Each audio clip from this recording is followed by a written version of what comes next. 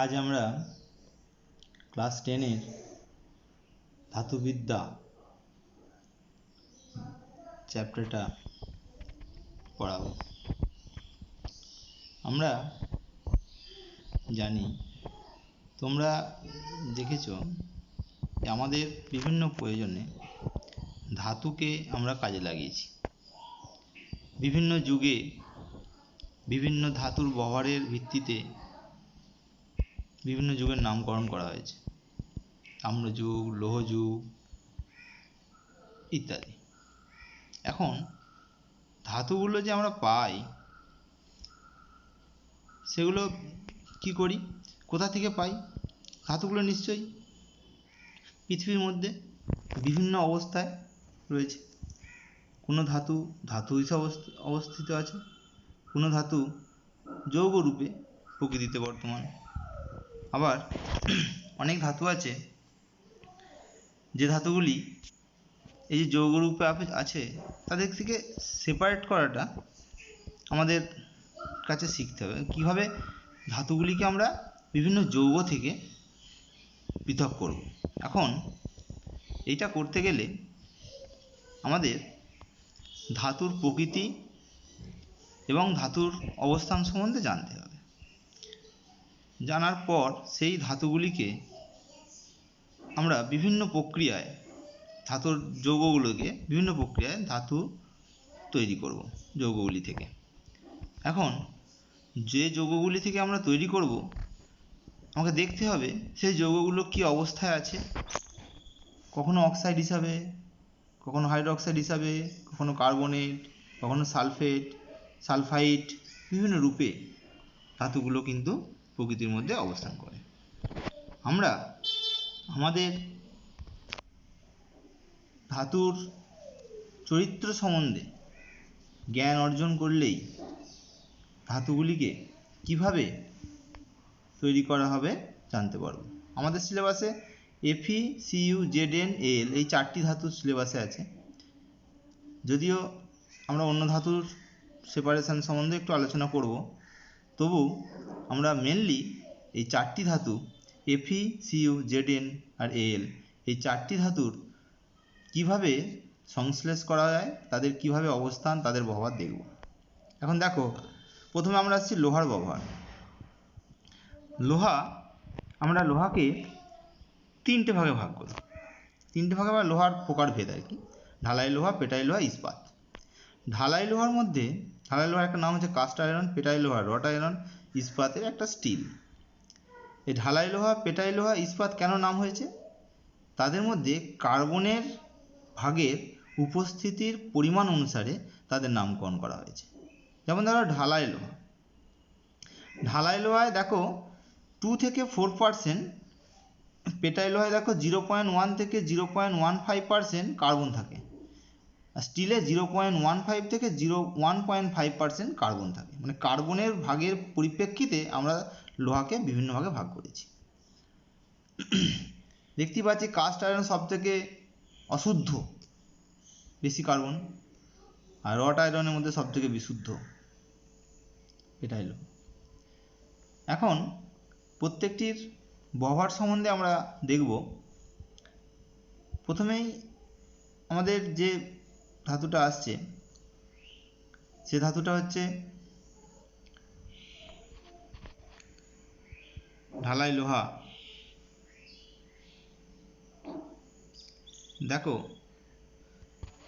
এই যে ঢালাই লোহা, প্রথমে ঢালাই লোহার ব্যবহার সম্বন্ধে আসি। ঢালাই লোহা আমাদের অনেক কাজেই ব্যবহার করা হয়। ঢালাই লোহার একটা নাম কাস্ট আয়রন বলেছি। পাইপ তৈরি করা হয়, ম্যানহোলের ঢাকনা তৈরি করা হয়, আলোকস্তম্ভ তৈরি করা হয়, রেলিং তৈরি করা হয়, কড়াই তৈরি করা হয়, ইস্ত্রি তৈরি করা হয়। মানে মনে রাখবে, যে ধাতুগুলি মানে যে লোহার দ্রব্যগুলি পরিষ্কার নয়, স্মুথ নয়, সেইগুলো তৈরি করা হয় ঢালাই লোহা দিয়ে। কলের যে হ্যান্ডেলটা সেটা তৈরি করি ঢালাই লোহা দিয়ে। মানে যেটা স্মুথ নয় সেটাই কিন্তু আমরা ঢালাই লোহা দিয়ে তৈরি করি। স্মুথ হলে সেটা ঢালাই লোহা নয়, সেটা কিন্তু পেটাই লোহা বা ইস্পাত। পেটাই লোহায় যদি আসি, পেটাই লোহায় পেরেক তৈরি হয়। পেরেক, নাট, বল্টু, রড, শিকল, তার, নোঙর, মানে শক্ত জিনিস, তড়িৎ চুম্বকের যে মজ্জা, সেই সব তৈরি করা হয়। এখন এটা হচ্ছে পেটাই লোহার কাজ গেল। এবার আমাদের আসছি ইস্পাত বা স্টিল। ইস্পাত দিয়ে আমাদের তো কাজের শেষ নাই। ইস্পাত দিয়ে তোমরা অসংখ্য জিনিসপত্র তৈরি করি, সাধারণত শক্ত জিনিস, রেলের বগি, rail engine, rail line, motor গাড়ি, গাড়ির স্প্রিং, এইসব জিনিসগুলো কিন্তু আমরা স্টিল দিয়েই তৈরি করি। মানে যেগুলো খুব শক্ত, মানে খুব হেভি কাজের জন্য ব্যবহার করা হবে, সেগুলোই কিন্তু মানে রেলের বগি, ইঞ্জিন, রেলের ইঞ্জিন, চাকা, রেল লাইন সব শক্ত জিনিস, হেভি ওয়েট জিনিস চাই, হালকা জিনিস আমাদের হয় না। তার জন্য যেগুলো ভারী ভারী কাজ, সেই কাজের জন্য যে জিনিসগুলো ব্যবহার করব সেইগুলো হচ্ছে আমাদের স্টিল। তাছাড়াও আমরা দেখতে পাচ্ছ আর আমি কিছু ব্যবহার লিখে রেখেছি, যে নাগলের ফলা, ট্রাক্টরের ফলা, জলের পাম্প প্রভৃতি তৈরি করার ক্ষেত্রে কিন্তু লাগে। যুদ্ধের জাহাজ, যুদ্ধ বিমান, সাজোয়া গাড়ি, ট্যাঙ্কার, বন্দুক, মেশিন গান, ক্ষেপণাস্ত্র সব লাগে। ছুরি, কাঁচি, ব্লেড, অস্ত্রোপচার করার জিনিস, খুব সূক্ষ্ম সূক্ষ্ম জিনিস, হাতা, খুন্তি, ডাবু, থালা, বাটি, গ্লাস, এসব প্রস্তুত করতেও কিন্তু আমাদের স্টিলকে আমরা ব্যবহার করি। এখন এটা গেল স্টিল। এবারে এই যে তিনটের ব্যবহার আমরা করলাম, এবারে কিন্তু আমরা যাচ্ছি অন্য জিনিস, যেমন কপার এবং জিঙ্কের ব্যবহারে। প্রথমেই আমরা আসছি কপার ধাতু।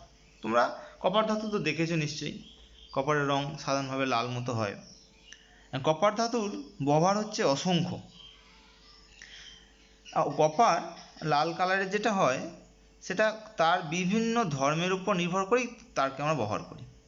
উচ্চ তড়িৎ পরিবাহিতা, তার জন্য আমরা কীভাবে ব্যবহার করছি, এর জন্য টেলিফোনের তার, ওয়্যারিংয়ের তার, মোটর, ট্রান্সফর্মার, ডায়নামো প্রভৃতি বৈদ্যুতিক যন্ত্রপাতিতে। আবার এইগুলো হচ্ছে আমাদের তড়িৎ পরিবাহিতা ধর্মকে কাজে লাগিয়ে বললাম। এখন এছাড়াও আরও অনেক কাজে ব্যবহার করা যেতে পারে, যেমন তড়িৎ কোষে, ডায়নামোতে তড়িৎ লেপনের ক্ষেত্রে তড়িৎদ্বার হিসাবে আমরা কিন্তু ব্যবহার করি। আবার তামা ভালো তাপের সুপরিবাহী, সেই ধর্মের কাজে লাগিয়ে আমরা ক্যালোরিমিটার তৈরি করেছি, রান্নার বাসনপত্র তৈরি করেছি, বয়লার প্রস্তুতিতে কাজে লাগিয়েছি। তামার ছাঁচ তৈরি করে মুদ্রা তৈরি করেছি।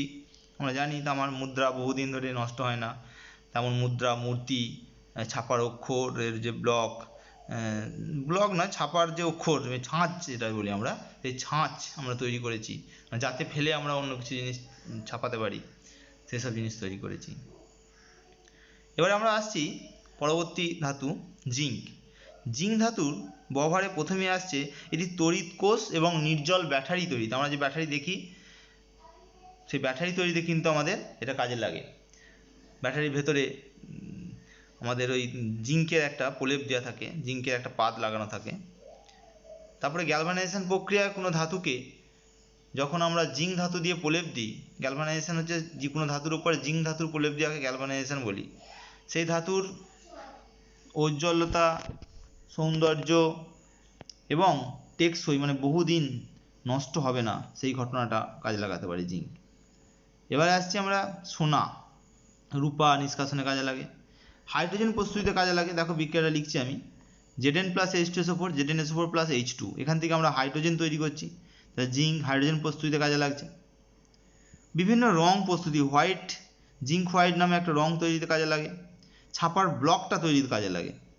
বিভিন্ন জায়গায় বিচারক দ্রব্য রূপে কিন্তু আমরা জিঙ্কে ব্যবহার করি। তাহলে জিঙ্কের ব্যবহার দেখতেই পাচ্ছ বিবিধ।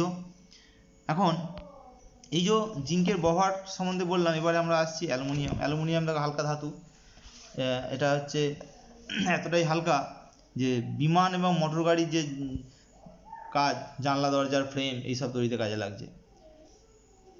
তাছাড়া অ্যালুমিনিয়ামকে বাসনপত্র প্রস্তুতিতে কাজে লাগাচ্ছি, বৈদ্যুতিক তার প্রস্তুতিতে কাজে লাগাচ্ছি। এটা কিসের জন্য না, তারা তড়িতের সুপরিবাহী। আবার খুব পাতলা পাতে পরিণত করা যায়, ওই জন্য অ্যালুমিনিয়ামকে আমরা প্যাকেজিংয়ের কাজে, মানে প্যাকেজিং ফয়েল, তুমি জানো মিষ্টি, তারপরে যাই বলবে এখন সিগারেটের যে মোড়ক, অনেক জায়গাতেই এখন আমরা, তারপরে খাবার আনতে গেলে গরম গরম রাখার জন্য প্যাকেজিং, সব কিন্তু আমরা ওই প্যাকেজিংয়ের কাজেতে আমরা কিন্তু অ্যালুমিনিয়াম ধাতুকেই ব্যবহার করি। শুধু ওইটুকু প্যাকেজিং কেন, আমরা যে যা প্যাকেজিং করতে যাবো দেখবে এখন অ্যালুমিনিয়ামই লাগে। এখন লজেন্সের এতে থাকে প্যাকেজিংয়ের কাজে ওই অ্যালুমিনিয়াম পাত ব্যবহার করা হয়, অ্যালুমিনিয়ামের যে পাতলা ফয়েল। এখন অ্যালুমিনিয়াম তো এটা বললাম, অ্যালুমিনিয়ামের একটা বড় ব্যবহার হচ্ছে যে কোনো রেল লাইন যখন ফেটে যায় জোড়া লাগাতে হবে, তার জন্য থার্মিট পদ্ধতিতে আমরা রেল লাইনকে জোড়া লাগাই। আবার অ্যামোনিয়াল নামে অ্যামোনিয়াম নাইট্রেটের সঙ্গে অ্যালুমিনিয়াম মিশিয়ে একটা বিস্ফোরক তৈরি করি, মানে বিস্ফোরক প্রস্তুতেও আমরা অ্যালুমিনিয়ামকে কিন্তু ব্যবহার করছি। এটা আমরা আগেও আলোচনা করেছি অ্যামোনিয়াল। এই হচ্ছে আমাদের অ্যামোনিয়ার ব্যবহার সম্বন্ধে হলো। এখন এবারে আমরা আসবো যে অ্যামোনিয়াম তো ব্যবহার হচ্ছে বিভিন্নভাবেই ব্যবহার করলাম, সব ধাতুগুলো ব্যবহারগুলো দেখলাম। এইবারে পরবর্তী যেটা আমরা আসবো সেটা হচ্ছে কিভাবে এই ধাতুগুলোকে আমরা বিভিন্ন পদ্ধতিতে কাজে লাগাবো।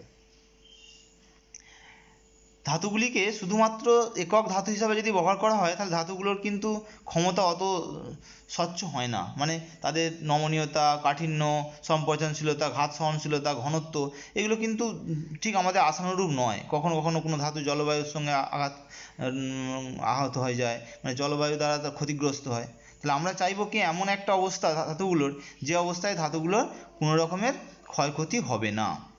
এখন সেই ধরনের ধাতু তো সরাসরি তৈরি করতে পারবো না, আমরা কি করব না ধাতব দ্রবণ তৈরি করব। ধাতব দ্রবণ মানে সমসত্ব দ্রবণ তৈরি করতে চেষ্টা করব। এখন সমসত্ব দ্রবণ বলতে সাধারণভাবে আমরা সেইগুলো কি বোঝাবো, সমসত্ব দ্রবণ আমরা সেইগুলোকে বলছি কোনো একটা ধাতু নিলাম, দুই বা ততোধিক ধাতু, তার একটা সমসত্ব মিশ্রণ তৈরি করলাম, সেই মিশ্রণে সমসত্ব মিশ্রণই বলি, আর কখনো কখনো অসমসত্ব মিশ্রণ হয়, সেটাকে হচ্ছে ধাতু সংকর বলবো। ধাতু সংকর মানে একাধিক ধাতুকে আমরা মিশিয়ে দেবো। কী করে করবো, প্রথমে মেন যে ধাতু সেই ধাতুটাকে গলিয়ে নেবো, সে গলিয়ে নিয়ে তরল করে নেবো, তরল করে তার সঙ্গে উপযুক্ত পরিমাণে অন্য ধাতু মিশিয়ে ধাতুটির সঙ্গে আমরা তাকে যদি ঠান্ডা করি ধীরে ধীরে, তাহলে কিন্তু সেই ধাতুর যে মিশ্রণটা তৈরি হবে সেই মিশ্রণটা প্রায় সমসত্ব হবে এবং সেটা ধাতু সংকর তৈরি হয়। এই সবসময় যে সবসময় ধাতুই থাকবে তার কোনো মানে নাই, ধাতু সংকরে কিন্তু উপাদান হিসাবে অধাতুও থাকতে পারে। ধাতু সংকরের একটা বিশেষ বৈশিষ্ট্য হচ্ছে কি, এর কাঠিন্য বৃদ্ধি পেয়ে যাবে, এর নমনীয়তা বৃদ্ধি পাবে, প্রসারণশীলতা বৃদ্ধি পাবে, ঘাত সহনশীলতা বৃদ্ধি পাবে, ঘনত্ব নিয়ন্ত্রণ করতে পারবো আমরা, জলবায়ুর হাত থেকে রক্ষা করতে পারবো, জারণ ক্রিয়া হ্রাস করতে পারবো, তড়িৎ পরিবাহিতা মানে আমার ইচ্ছা মতো কমাতেও পারি, কখনো কখনো বাড়াতেও পারি, সেটা মানে আমার ইচ্ছার উপর ডিপেন্ড করছে আমি কমাবো কি বাড়াবো। তাহলে আমরা যখন ধাতু সংকর তৈরি করছি, ধাতু সংকরে অনেক রকমের আমাদের তাহলে কাজ করা হচ্ছে। ধাতু সংকর প্রস্তুতি তো বললাম, ধাতু সংকরের বৈশিষ্ট্য কি, সমসত্ব অসমসত্ব হবে, ধাতু সংকরের উপাদান, ধাতুর ধর্ম, তার উপাদান ধাতুগুলির ধর্ম থেকে ভিন্ন সবসময়, ধাতু সংকরের গলনাঙ্ক তার উপাদান এর যে গলনাঙ্ক তার থেকে কম হয় সাধারণত, ধাতুর কাঠিন্য ওর উপাদান কাঠিন্যের তুলনায় অনেক বেশি হয়, সংকর ধাতু কঠিন হয় বলে সংকর ধাতু তরলও হতে পারে, সবসময় যে কঠিন হবে তার কোনো মানে নাই, সংকর ধাতুর মধ্যে অধাতুও থাকতে পারে। এছাড়াও এইগুলো হচ্ছে আমাদের মেন সংকর ধাতু সম্বন্ধে বলা। এখন আমরা বর্তমানে এই বিভিন্ন সংকর ধাতু নিয়ে পড়ছি, বিভিন্ন ধাতু। প্রথমে আমরা আসছে লোহা, আমাদের চারটে ধাতুই আছে, লোহার আমাদের যে অনেক সংকর ধাতুই আছে, তার মধ্যে মেন যে কথাগুলো আমরা বলবো একটা একটা করে, আমরা 5টা লিখেছি। প্রথমে আসছে আমাদের স্টেনলেস স্টিল বা কলঙ্কহীন ইস্পাত। তার মুখ্য উপাদান কি দেখো, Fe, Cr, Ni, কার্বন। এবার কতটা করে আছে দেখো, কার্বন দেখো প্রত্যেকটাতেই কম কম, নিকেল স্টিল অন্য অন্য প্রত্যেকটাতে অন্য অন্য ধাতু, কার্বন কিন্তু অল্প অল্প আছে প্রত্যেকেই। তো প্রথমটা Fe কত আছে 73%, তারপরে ক্রোমিয়াম কত আছে 18%, কমাচ্ছে আস্তে আস্তে। নিকেল কত আছে, নিকেল দেখো 8%, কার্বন আছে খুব সামান্য পরিমাণে। এখন ম্যাঙ্গানিজ এবারে যেটা আমরা আসছি, ওটা তো বললাম স্টেনলেস স্টিল, তার উপাদান তার সম্পূর্ণ ধর্মগুলো বদলে যায় যখন স্টেনলেস স্টিল তৈরি করা হয়। এবার আসছি আমরা ম্যাঙ্গানিজ স্টিল। এখন ম্যাঙ্গানিজ স্টিল যেটা বলছি আমরা, সে ম্যাঙ্গানিজ স্টিলের মুখ্য উপাদান Fe, Mn আর কার্বন খুব সামান্য পরিমাণে 1%-এর মতো কার্বন। Fe থাকে প্রায় 85%, Mn থাকে 14%-এর মতো, কার্বন সামান্য মানে 1%-এর মতো। ইনভার হচ্ছে কি, আর ম্যাঙ্গানিজ স্টিলের কাজ কি না, পাথর চূর্ণ করার মেশিন, রেল লাইন, হেলমেট প্রস্তুতিতে ব্যবহার করি আমরা। আর স্টেনলেস স্টিলের ব্যবহারটা বলা হলো না, স্টেনলেস স্টিল বাসনপত্র, ছুরি, কাঁচি, শল্য চিকিৎসা যন্ত্রপাতি এসব কাজেতেই ব্যবহার করি আমরা, অস্ত্রোপচার করার যেসব জিনিস যন্ত্রপাতি তৈরি করি। এবার আমরা আসছি ইনভার। ইনভারের মধ্যে যে মুখ্য উপাদান সেটা হচ্ছে Fe 64%, Ni 36%, খুব সামান্য পরিমাণে কার্বন। দেখো ইনভার ধাতু আমরা আগেও পড়েছি, এখানে ইনভার ধাতুর উষ্ণতা বৃদ্ধিতে দৈর্ঘ্য প্রসারণ প্রায় হয় না, Feটাই বেশি থাকে। তার জন্য এটা মিটার স্কেল, ঘড়ির পেন্ডুলাম, পরীক্ষাগারে যন্ত্রপাতি প্রস্তুতিতে আমরা ইনভার ধাতু ব্যবহার করি। এখন আসছে আমাদের নিকেল স্টিল। নিকেল স্টিলের মধ্যে মেনলি থাকে Fe আর থাকে Ni। নিকেল স্টিল বর্ম তৈরিতে, গাড়ির যন্ত্রাংশ, গিয়ার, এরোপ্লেনের প্রোপেলার, তার, কেবিল প্রভৃতি তৈরিতে কিন্তু আমরা ব্যবহার করি নিকেল স্টিল। আর শেষে যেটা আমাদের আসছে, আমি আর একটা লিখেছি Feর, তোমাদের বইয়ে 3টে আছে, আমি আর একটা লিখেছি দেখতে পাচ্ছ, সেটা হচ্ছে মিস মেটাল। মিস মেটালে ইনভার আর নিকেল স্টিল, হ্যাঁ ঠিকই আছে এটা। এবারে মিস মেটাল, মিস মেটালে থাকে Fe আর থাকে Si। যে মিস মেটালের কথা বলছি, মুখ্য উপাদান Fe, সিগারেটের লাইটার ও গ্যাস লাইটারে যে পাথরটি ব্যবহার করা হয় সেটা কিন্তু মিস মেটাল। সেরিয়াম থাকে, সেরিয়াম, এটা একটা আভ্যন্তরীণ সন্ধিগত মৌল সেরিয়াম। আমরা সেরিয়াম ব্যবহার করি মিস মেটালে, আভ্যন্তরীণ সন্ধিগত মৌল। ঠিক আছে, আমরা এই 4টে ভাগ তো পড়লাম, 5টি ভাগ পড়লাম। 5টা ভাগের যে লাইটারের বলছি আমি বারবার, যে লাইটারের যে এটা তৈরি করা হচ্ছে পাথরটা জ্বালার। এখন ব্যবহারগুলো তো আমরা দেখলাম লোহার। এবারে আমরা আসছি কপার আর জিঙ্ক। কপার আর জিঙ্ক ধাতুর মিশ্রণ কিছু করেছি দেখো, আর একটা আলাদা আমি সেপারেট লিখেছি সবার শেষে কাঁসা। আমি প্রত্যেকটাই বলে দিচ্ছি। আমাদের বেশিরভাগ কপারযুক্ত ধাতু সংকরে জিঙ্ক থাকে, শুধুমাত্র কাঁসার মধ্যে জিঙ্ক থাকে না, এটা মনে রাখতে হবে তোমাকে। কাঁসার মধ্যে কোনো জিঙ্ক থাকে না। বাকি কপার ঘটিত মোটামুটি আমাদের সিলেবাসে যেগুলো পড়ে, কপার ঘটিত প্রত্যেকটি ধাতু সংকরের মধ্যে জিঙ্ক অবশ্যই, খুব কম হলেও থাকবেই। যেমন আমরা প্রথমে আসছি পিতল বা ব্রাস, পিতল, ব্রোঞ্জ, জার্মান সিলভার, গান মেটাল, এই 4টে বলেছি। পিতলের মধ্যে মুখ্য উপাদান কপার আর জিঙ্ক। কপার থাকে 60 থেকে 80%, জিঙ্ক থাকে 20 থেকে 40%। ব্রোঞ্জে দেখো কপার, জিঙ্ক আর টিন। কপার হচ্ছে 80%, জিঙ্ক 2%, এসএন হচ্ছে 18%। এবার আমরা আসছি জার্মান সিলভার। দেখো জার্মান সিলভারের নামের মধ্যে সিলভার আছে, কিন্তু সিলভার কিন্তু নাই। কোশ্চেন আসছে জার্মান সিলভারের শতভাগ পরিমাণ কত, তোমাকে বলতে হবে জার্মান সিলভারের শতাংশ 0%। নাই বলবে না, কেন তোমার তো পার্সেন্টেজ চেয়েছে, তাই 0%ই উত্তর বলতে হবে। এখন জার্মান সিলভারের ব্যাপারটা দেখলাম। জার্মান সিলভারের মুখ্য উপাদান তাহলে কী কী, না কপার, টিন আর কপার, জিঙ্ক আর নিকেল। কপার 80%, কপার 50%, ভুল হচ্ছে 50%, এটা নিকেল 80 নয়, জিঙ্ক 20%, নিকেল 30%। তারপর আছে গান মেটাল, কপার 87, টিন আছে 10%, জিঙ্ক আছে 2%, আর লেড আছে তার সঙ্গে 1%। দেখতে পাচ্ছ বেশিরভাগটাই কিন্তু আমাদের কপার। আর কাঁসার মধ্যে কপার আর টিন একটু আগেই বললাম, শুধুমাত্র কপার আর টিন, এতে কোনো জিঙ্ক থাকে না। মানে এটাই কোশ্চেন আসে যে একটা ধাতু সংকরে বলো যেটা কপার থাকে জিঙ্ক থাকে না, বা একটা ধাতু সংকর বলো যেটা কপার এবং জিঙ্ক উভয় ধাতুই বর্তমান। এখানে 4টে-5টা পেয়ে গেলাম, পিতল, ব্রাস, ব্রোঞ্জ, জার্মান সিলভার, গান মেটাল, এতগুলো পেয়েছি আমরা। তাহলে এই কোশ্চেনগুলো একটু দেখতে হবে। এবারে ব্যবহারগুলো আসছি আমরা। পিতলের ব্যবহারে আমরা প্রথমে কি আসছি, পিতলকে আমরা অনেকভাবেই কাজে লাগাই, বাসনপত্র, ফুলদানি তৈরিতে, ভাস্করের কাজে। ব্রোঞ্জ আসছে মূর্তি, মুদ্রা, মেডেল, থালা বাসন, অলংকার তৈরিতে, বিভিন্ন যন্ত্রপাতি তৈরিতে ব্রোঞ্জকে আমরা কাজে লাগাই।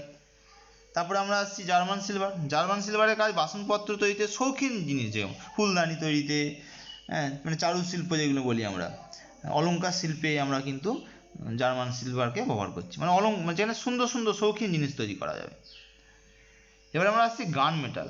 গান মেটালে গান কথাটা আছে মানে জানি বন্দুক সংক্রান্ত জিনিস তৈরি করা হয়, মানে বন্দুক, ভাল বন্দুকের যন্ত্রপাতি প্রভৃতি তৈরিতে কিন্তু আমাদের গান মেটালকে আমরা ব্যবহার করি। তারপরে আমাদের আসছে কাঁসা, কাঁসা বা বেল মেটাল। এতে মেন কাজ থালা বাসন, গ্লাস ইত্যাদি, ঘণ্টা, মূর্তি ইত্যাদি প্রস্তুতিতে কিন্তু আমরা কপার এবং জিঙ্কে ব্যবহার করি। প্রত্যেকটার ব্যবহারগুলো তোমরা দেখছো, ব্যবহারগুলো আমাদের লাগবে। উপাদান পার্সেন্টেজ না বলতে পারলেও অন্তত কী কী ধাতু থাকে সেটা সহ মুখস্থ রাখতে হবে, পার্সেন্টেজ ম্যান্ডেটারি নয়। এবার আসছি আমরা অ্যালুমিনিয়াম। অ্যালুমিনিয়াম ধাতুর অসংখ্য আছে, আমাদের মেন যেটা প্রয়োজন সেগুলো লিখছি। আমি তো একটা বেশি লিখলাম, ডুরালুমিন, ম্যাগনেসিয়াম বা ম্যাঙ্গালিন, যা ইচ্ছা বলা, ম্যাগনেসিয়ামই বলবে, আমি লিখে ফেলেছি। আর হচ্ছে আমাদের অ্যালনিকো। ডুরালুমিনের মধ্যে অ্যালুমিনিয়াম দেখো 95%, অ্যালুমিনিয়াম খুব হালকা, তাহলে ডুরালুমিন দিয়ে আমরা সেই কাজগুলো করব যেটা খুব হালকা জিনিস তৈরি করা যাবে, যেমন বিমানের কাঠামো, মোটর গাড়ির বিভিন্ন অংশ, বিভিন্ন যন্ত্রাংশ প্রস্তুতিতে আমরা কিন্তু ডুরালুমিন ব্যবহার করব, মানে প্রেসার কুকার প্রস্তুতিতেও কিন্তু আমরা ডুরালুমিনই ব্যবহার করি। ম্যাঙ্গালিন বা ম্যাঙ্গালিনিয়াম, যা ইচ্ছা বলতে পারি। অ্যালুমিনিয়াম থাকে দেখো 90 থেকে 95%, ম্যাগনেসিয়াম থাকে 5 থেকে 10%। এটা দিয়ে আমরা কি করি, এটাও হালকা জিনিসই, এটা দিয়েও বিমানের যন্ত্রপাতি, তুলা যন্ত্র, বৈজ্ঞানিক যন্ত্রপাতি, বৈজ্ঞানিক যে বিভিন্ন ইনস্ট্রুমেন্টগুলো তৈরি করা হয় সেগুলো কিন্তু আমরা ম্যাঙ্গালিন স্টিল দিয়েই তৈরি করি। তারপরে আমাদের আসছে অ্যালনিকো। অ্যালনিকোয় দেখো কী কী আছে, এফি, নিকেল, অ্যালুমিনিয়াম, কোপাল। অ্যালুমিনিয়ামটা আগে লিখেছি শুধু পার্সেন্টেজটা বেশি বলে, নাহলে কিন্তু কভারটাই আগে লিখলে ভালো হতো। Fe, nickel, Fe Cu, Fe Ni Cu Co, এরা প্রত্যেকেই কিন্তু তীব্র চৌম্বক পদার্থ, তাই তো আমরা জানি, ফেরোম্যাগনেটিক পদার্থ। তাহলে এরা চৌম্বক দ্বারা তীব্র আকর্ষিত হয়। তাহলে এর দ্বারা তৈরি ধাতু সংকর থেকে কিন্তু আমরা চৌম্বক ধর্ম মেন পাবো। তাই চৌম্বক, তীব্র চৌম্বক, উচ্চ ক্ষমতা সম্পন্ন স্থায়ী চুম্বক তৈরিতে কিন্তু আমরা এটা ব্যবহার করি। এগুলো হচ্ছে আমাদের বিভিন্ন ধাতুর ব্যবহারগুলো গেলাম। এরপরেও তো আমাদের আর একটা ধাতু সংকরের সম্বন্ধে বলা হয়নি, সেটা হচ্ছে কি পারদ সংকর বা অ্যামালগাম। অ্যামালগামটা কি, অ্যামালগাম হচ্ছে কোনো একটা যে ধাতু সংকরে একটি উপাদান পারদ, তাকে বলি আমরা অ্যামালগাম। ধাতু সংকরে একটি উপাদান হবে পারদ, তাকে বলবো আমরা অ্যামালগাম। অনেক উদাহরণ আছে, sodium amalgam, magnesium amalgam, zinc amalgam, যেমন সিলভার অ্যামালগাম, তাদের ব্যবহারও আছে। সিলভার অ্যামালগাম আমরা দাঁতের চিকিৎসায় ব্যবহার করি। আবার আয়না তৈরিতে আমরা টিন অ্যামালগাম ব্যবহার করি।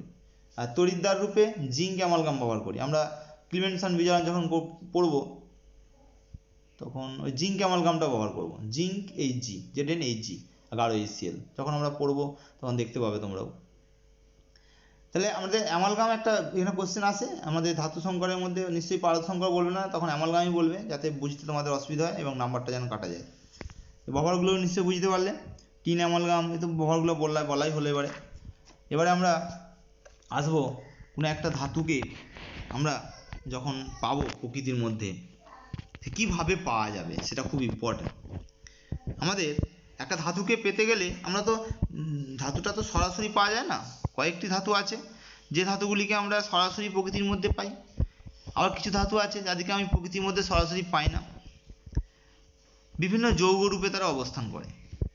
এখন এই যে যৌগ রূপের অবস্থান করার কথা বলছি, এর মধ্যে সবাই তো আর একই যৌগ রূপে অবস্থান করে না, বিভিন্ন ধাতু বিভিন্ন যৌগ রূপে অবস্থান করে।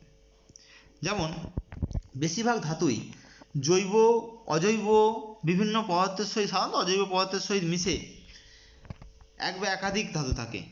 তাতে প্রধান ধাতু এক বা একাধিক হতে পারে, আমি যে ধাতু চাই সে ধাতুটাও মেন থাকতে পারে, অন্য ধাতুও মেন থাকতে পারে। দিয়ে একাধিক ধাতু মিশ্রিত অবস্থায় পৃথিবী এবং পৃথিবী পৃষ্ঠের মধ্যে আবদ্ধ অবস্থায় থাকে।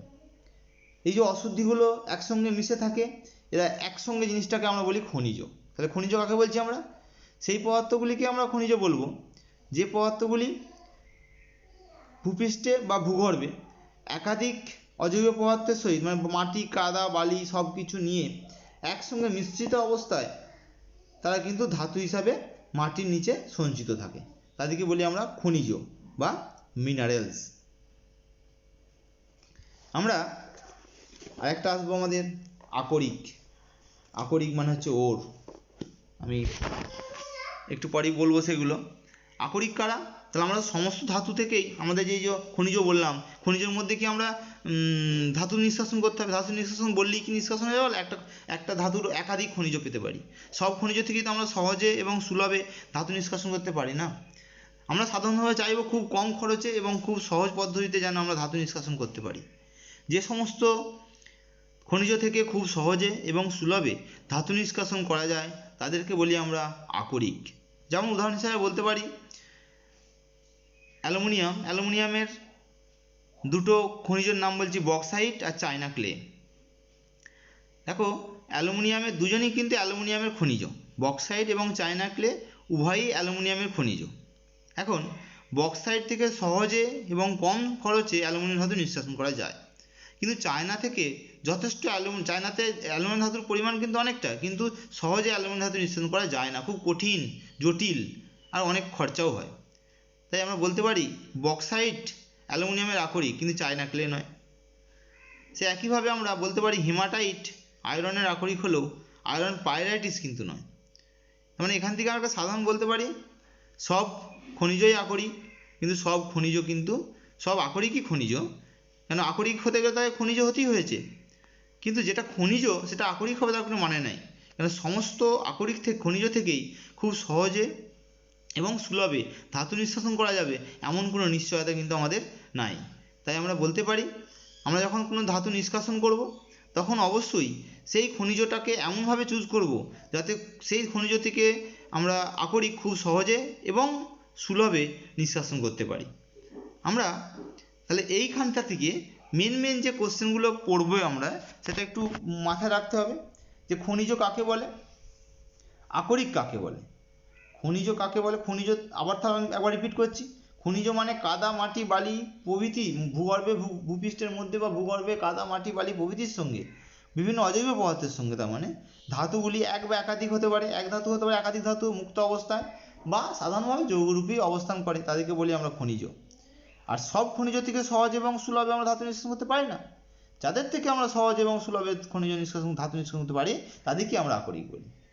তাহলে আকরিক আর খনিজ ব্যাপারটা নিশ্চয়ই তোমার মাথায় ঢুকলো। খনিজ থেকে আমরা সহজে এবং সুলভে ধাতু নিষ্কাশন করতে পারলে সেটা আকরিক হবে, নাহলে কিন্তু সেটা খনিজ থাকবে। যেমন খনিজ তো অসংখ্য, আমরা একটু আগে উদাহরণও দিলাম অ্যালুমিনিয়াম বক্সাইড আর অ্যালুমিনিয়াম বক্সাইড আর চায়না ক্লে নিয়ে। এপির ক্ষেত্রে উদাহরণ দিলাম আয়রন পাইরাইটিস আর আয়রনের হিমাটাইট নিয়ে।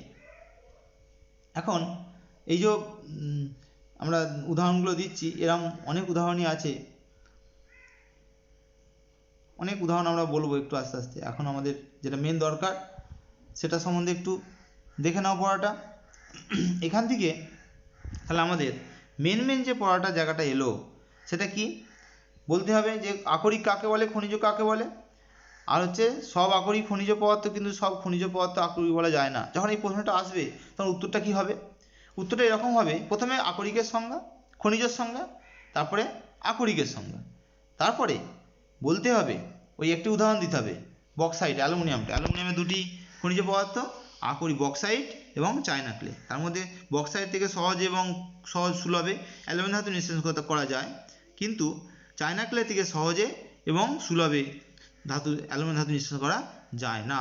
তাই অ্যালুমিনিয়াম চায়না ক্লেকে আমরা অ্যালুমিনিয়ামের আকরিক বলতে পারবো না, এটা খনিজ অবস্থাতেই রয়ে যাবে। এই কোশ্চেনটা ঘুরিয়ে এইভাবে আসতে পারে যে আয়রন পাইরাইটিস খনিজ হলেও আয়রন খনিজ নয়, আকরিক নয় কেন? আয়রন পাইরাইটিস খনিজ কিন্তু আকরিক নয় কেন? একইভাবে এই কোশ্চেনটাও এরকমভাবে দিতে পারে বক্সাইট অ্যালুমিনিয়ামের খনিজ আকরিক, কিন্তু চায়না ক্লে নয় কেন? তাহলে দেখো এবারে আমরা আসছি বিভিন্ন ধাতুগুলো বলছি, যে ধাতুগুলোর দেখো এই কোশ্চেনগুলো আমি বলে দিলাম, আমি লিখিয়ে দিচ্ছি। আকরিক ওর খনিজ মিনারেলস, আর সমস্ত খনিজই আকরিক, কিন্তু সমস্ত আকরিক খনিজ নয়। এটা সমস্ত আকরিকই খনিজ। এই আমি তো এটা ভুল লিখে ফেলেছি, একটু ভুল লিখেছিলাম, ওটা দেখে নেবে একটু। সমস্ত আকরিকই খনিজ, কিন্তু সমস্ত খনিজ আকরিক নয়, এরকম কথাটা হলে ভালো হতো। যাক এখানে আমরা 4টে ধাতু লিখে ফেলেছি, দেখো Fe, Cu, Zn, এই অ্যালুমিনিয়াম, প্রত্যেকটি ধাতুর বিভিন্ন আকরিক সম্বন্ধে আমরা এখানে লিখেছি। প্রথমে আমরা Fe আসছি। Fe মানে লোহা। লোহা জাতীয় যে আকরিকগুলো আমাদের হাতে আছে সেটা হচ্ছে কি রেড হেমাটাইট আর ম্যাগনেটাইট। রেড হেমাটাইট Fe2O3, আর magnetite Fe3O4 Fe2O3 red hematite, magnetite Fe3O4 এই সংকেত সহ মনে রাখতে হবে। পরীক্ষায় পড়লে নাম ও সংকেত দুটোই পড়বে, নাম ও সংকেত। রেড হেমাটাইট, ম্যাগনেটাইট আছে আমাদের অসংখ্য, হ্যাঁ স্প্যাথিক আয়রনও আছে FeCO3, দরকার নেই অত করার, কি দরকার অত করার, অত সব পড়বে না ফালতু কাদা মাথায় ঢুকিয়ে। এবার আমরা আসছি কপার পাইরাইটিস সংকেত Cu2s Fe2S3 অথবা CuFeS2, যে কোনো একটা সংকেত লিখলেই হয়। এবার আসছি আমরা কপার, যে কোনো একটা লিখবে, copper glands Cu2s copper glands, malachite CuCO3.CuOH এর হোল 2, এটা আমরা বেসিক কপার। তারপরে অ্যালুমিনিয়াম, আগে জিঙ্কটা আছে জিঙ্ক ব্লেন্ড ZnS আর ক্যালামাইন ZnC, ক্যালামাইনটা পরে কোশ্চেন। দেখো যে ক্যালামাইনের মধ্যে জিঙ্ক কতটাই নাই। অ্যালুমিনিয়ামের হচ্ছে বক্সাইট, গিবসাইট, ক্রায়োলাইট, সংকেতগুলো দেবে বক্সাইট Al2O3.2H2O, গিবসাইটে দেখো Al2O3.3H2O, আর ক্রায়োলাইটে Al3.3NF। তাহলে বক্সাইট গিবসাইটে একটু নজর রাখো, শুধু জল অণুর পার্থক্য। রেড হেমাটাইট ম্যাগনেটাইট হচ্ছে লোহার, copper pyrites copper glands, malachite হচ্ছে কপারের। আমাদের যেটা আসছে আর শেষে জিঙ্ক, আচ্ছা জিঙ্কের তো আমরা বললাম জিঙ্ক ব্লেন্ড ক্যালামাইন, আচ্ছা অ্যালুমিনিয়াম বক্সাইট গিবসাইট ক্রায়োলাইট, অনেক আছে, কোরান্ডাম আছে Al2O3, স্পেল্টার আছে K2O Al2O3.6SiO2, China clay Al2O3.2SiO2.2H2O, সবই আছে। কপার আসছি, কপার পাইরাইটিসের সংকেত তো বললাম। ম্যালাকাইটে দেখো কোশ্চেন আসবে, এখান থেকে অনেক রকমের কোশ্চেন আসে, বলবে একটা ধাতুর নাম বলো, একটা যার মধ্যে দু রকমের অক্সাইড আছে, মানে এমন একটা সংকেত বলতে বলবে যে কপার পাইরাইটিস, দেখো Cu আছে Fe আছে, বলবে এমন একটা ধাতু সংকরে এই ধাতুর আকরিকের নাম বলো যেটির মধ্যে দুটি ধাতু বর্তমান, তাহলে আয়রন পাইরাইটিস তখন উত্তর হতো। সালফাইড হিসাবে কারা কারা বর্তমান, জিঙ্ক ব্লেন্ড কপার গ্ল্যান্ডস দেখতে পাচ্ছি আমরা। অক্সাইড হিসাবে red hematite magnetite gibbsite bauxite oxide হিসাবে অবস্থান করছে। কেউ কার্বনেট হিসাবে, কেউ সালফেট হিসাবে, কেউ সালফাইড হিসাবে, কেউ হাইড্রোক্সাইড হিসাবে অবস্থান করে। এবং সেই বিভিন্ন ধাতুর ওই যে বিভিন্নভাবে অবস্থান করে তার উপর নির্ভর করে আমরা বিভিন্ন পদ্ধতি অবলম্বন করেছি কাকে কি পদ্ধতিতে সেপারেট করব। এখন এখানে একটু বলে নিতে হচ্ছে ধাতুবিদ্যা প্রসঙ্গে, যে ধাতুবিদ্যা যখন করব তখন কি জারণ বিজারণ বিক্রিয়া এটা না সিম্পল শুধু এমনি নর্মাল প্রতিস্থাপন বিক্রিয়া বা এই ধরনের কিছু, এটা কিন্তু জারণ বিজারণ বিক্রিয়া। মনে রাখবে আমাদের আলটিমেট কোনো একটা যৌগের মধ্যে যখন ধাতু থাকবে, ধরো FeS2, রেড হেমাটাইট Fe2O3, এখানে Fe কত জারণ স্তরে আছে না +2তে, ম্যাগনেটাইট Fe2O3তে দু রকমের জারণ স্তর আছে +2 আর +3। তাহলে যে কোনো ধাতু জিঙ্ক ব্লেন্ড Zn2+, তাহলে আমাদের তো সব ক্যাটায়ন হিসেবে অবস্থান করছে। এই ক্যাটায়ন থেকে আমাকে ধাতু বের করতে হবে। ক্যাটায়ন থেকে যদি ধাতু বের করতে হয় তাহলে নিশ্চয়ই তাকে ইলেকট্রন দিতে হবে, ক্যাটায়নটা তবে পরমাণুতে রূপান্তরিত হবে। তাহলে ইলেকট্রন দেওয়া মানে একটা বিজারণ বিক্রিয়া। তাহলে বিজারণ বিক্রিয়া ঘটাতেই হচ্ছে আমাদের যখনই আমরা ধাতু নিঃশোষণ করছি তখন কিন্তু বিজারণ বিক্রিয়াই ঘটছে। এই বিজারণ বিক্রিয়া দ্বারাই আমরা কিন্তু অন্য যে কোনো ধাতুকেই নিঃশোষণ করি। বিজারণের জন্য আমাদের এবারে কী করতে হবে, বিজারণ ঘটাতে গেলে কোনো একটা বিজারক দ্রব্য লাগবে। এই বিজারক দ্রব্য কে হতে পারে এটাও কিন্তু আমাদের কাছে এখন জানতে হবে। বিজারক দ্রব্য যাকে তাকে বিজারক দ্রব্য করতে পারি না। ধরো আমাদের কাছে আছে Fe2O3, তাতে আমরা কোক চূর্ণ মেশাচ্ছি। কোক চূর্ণ মেশালে কি হবে, এখানে দেখতে পাচ্ছি অবশ্যই কোক চূর্ণ 3 অণু লাগবে, তবে তো কার্বন মনোক্সাইড তৈরি হবে, 3 অণু কার্বন লাগবে, যে তৈরি হবে কি 2Fe + 3CO, 3 অণু দেখাই দিলাম। তাহলে এই যে CO হয়ে বেরিয়ে চলে গেল, এই COটাও কিন্তু আমাদের বিজারক দ্রব্য হিসাবে কাজ করতে, দেখেন Fe তৈরি হয়েছে। তাহলে আমাদের Fe2O3 ওখান থেকে Fe হয়েছে, অক্সিজেন বাদ গেছে, তার মানে এটা কি হয়েছে, বিজারণ হয়েছে। আর কার্বন সঙ্গে অক্সিজেন যুক্ত হয়েছে, এটা কি হয়েছে, জারণ হয়েছে। তাহলে জারণ এবং বিজারণ একসঙ্গেই ঘটলো। তাহলে বিজারক দ্রব্যটা কি না, কার্বন মানে কোক চূর্ণ। তাহলে এখানে আমাদের বিজারক দ্রব্যের কিন্তু আমাদের একটা ইম্পর্টেন্ট ভূমিকা, কিন্তু খুবই গুরুত্বপূর্ণ ভূমিকা আছে বিজারক দ্রব্যের। তাহলে বিজারক দ্রব্যটা কিন্তু আমাদের এখানে ইম্পর্টেন্ট। শুধু বিজারক দ্রব্য কে হতে পারে, শুধু কি কোক চূর্ণ হতে পারে, কার্বন মনোক্সাইড হতে পারে, হাইড্রোজেন হতে পারে, অ্যালুমিনিয়াম হতে পারে, অনেকগুলোই আমরা দেখছি। তাহলে এরমভাবে আবার শত বিজারণ হতে পারে, সরাসরি বিজারণ, তড়িৎ বিজারণ হতে পারে। তাহলে বিজারণ কিন্তু আমরা অনেকভাবেই করতে পারি।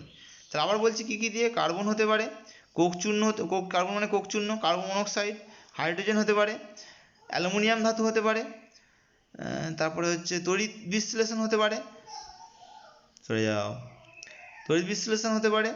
তারপরে আমাদের কিছু কিছু ধাতু আছে যে ধাতুগুলোর কোনো বিজারক দ্রব্য লাগে না, তাকে আমরা শত বিজারণ প্রক্রিয়ায় পৃথক করি। এক্ষেত্রে কার্বন হচ্ছে বিজারক দ্রব্য হিসাবে কাজ করছে। কার্বন কি করেছে, এপি থেকে অক্সিজেনকে সরিয়ে এপিকে প্রতিস্থাপিত করেছে, এপি ধাতুকে প্রতিস্থাপিত করেছে। তার মানে নিশ্চিতভাবে এক্ষেত্রে কোক চূর্ণ হচ্ছে বিজারক দ্রব্য কাজ করছে। আমি লিখে দিচ্ছি, কোক চূর্ণ কার্বন মনোক্সাইড হতে পারে, কত লিখব,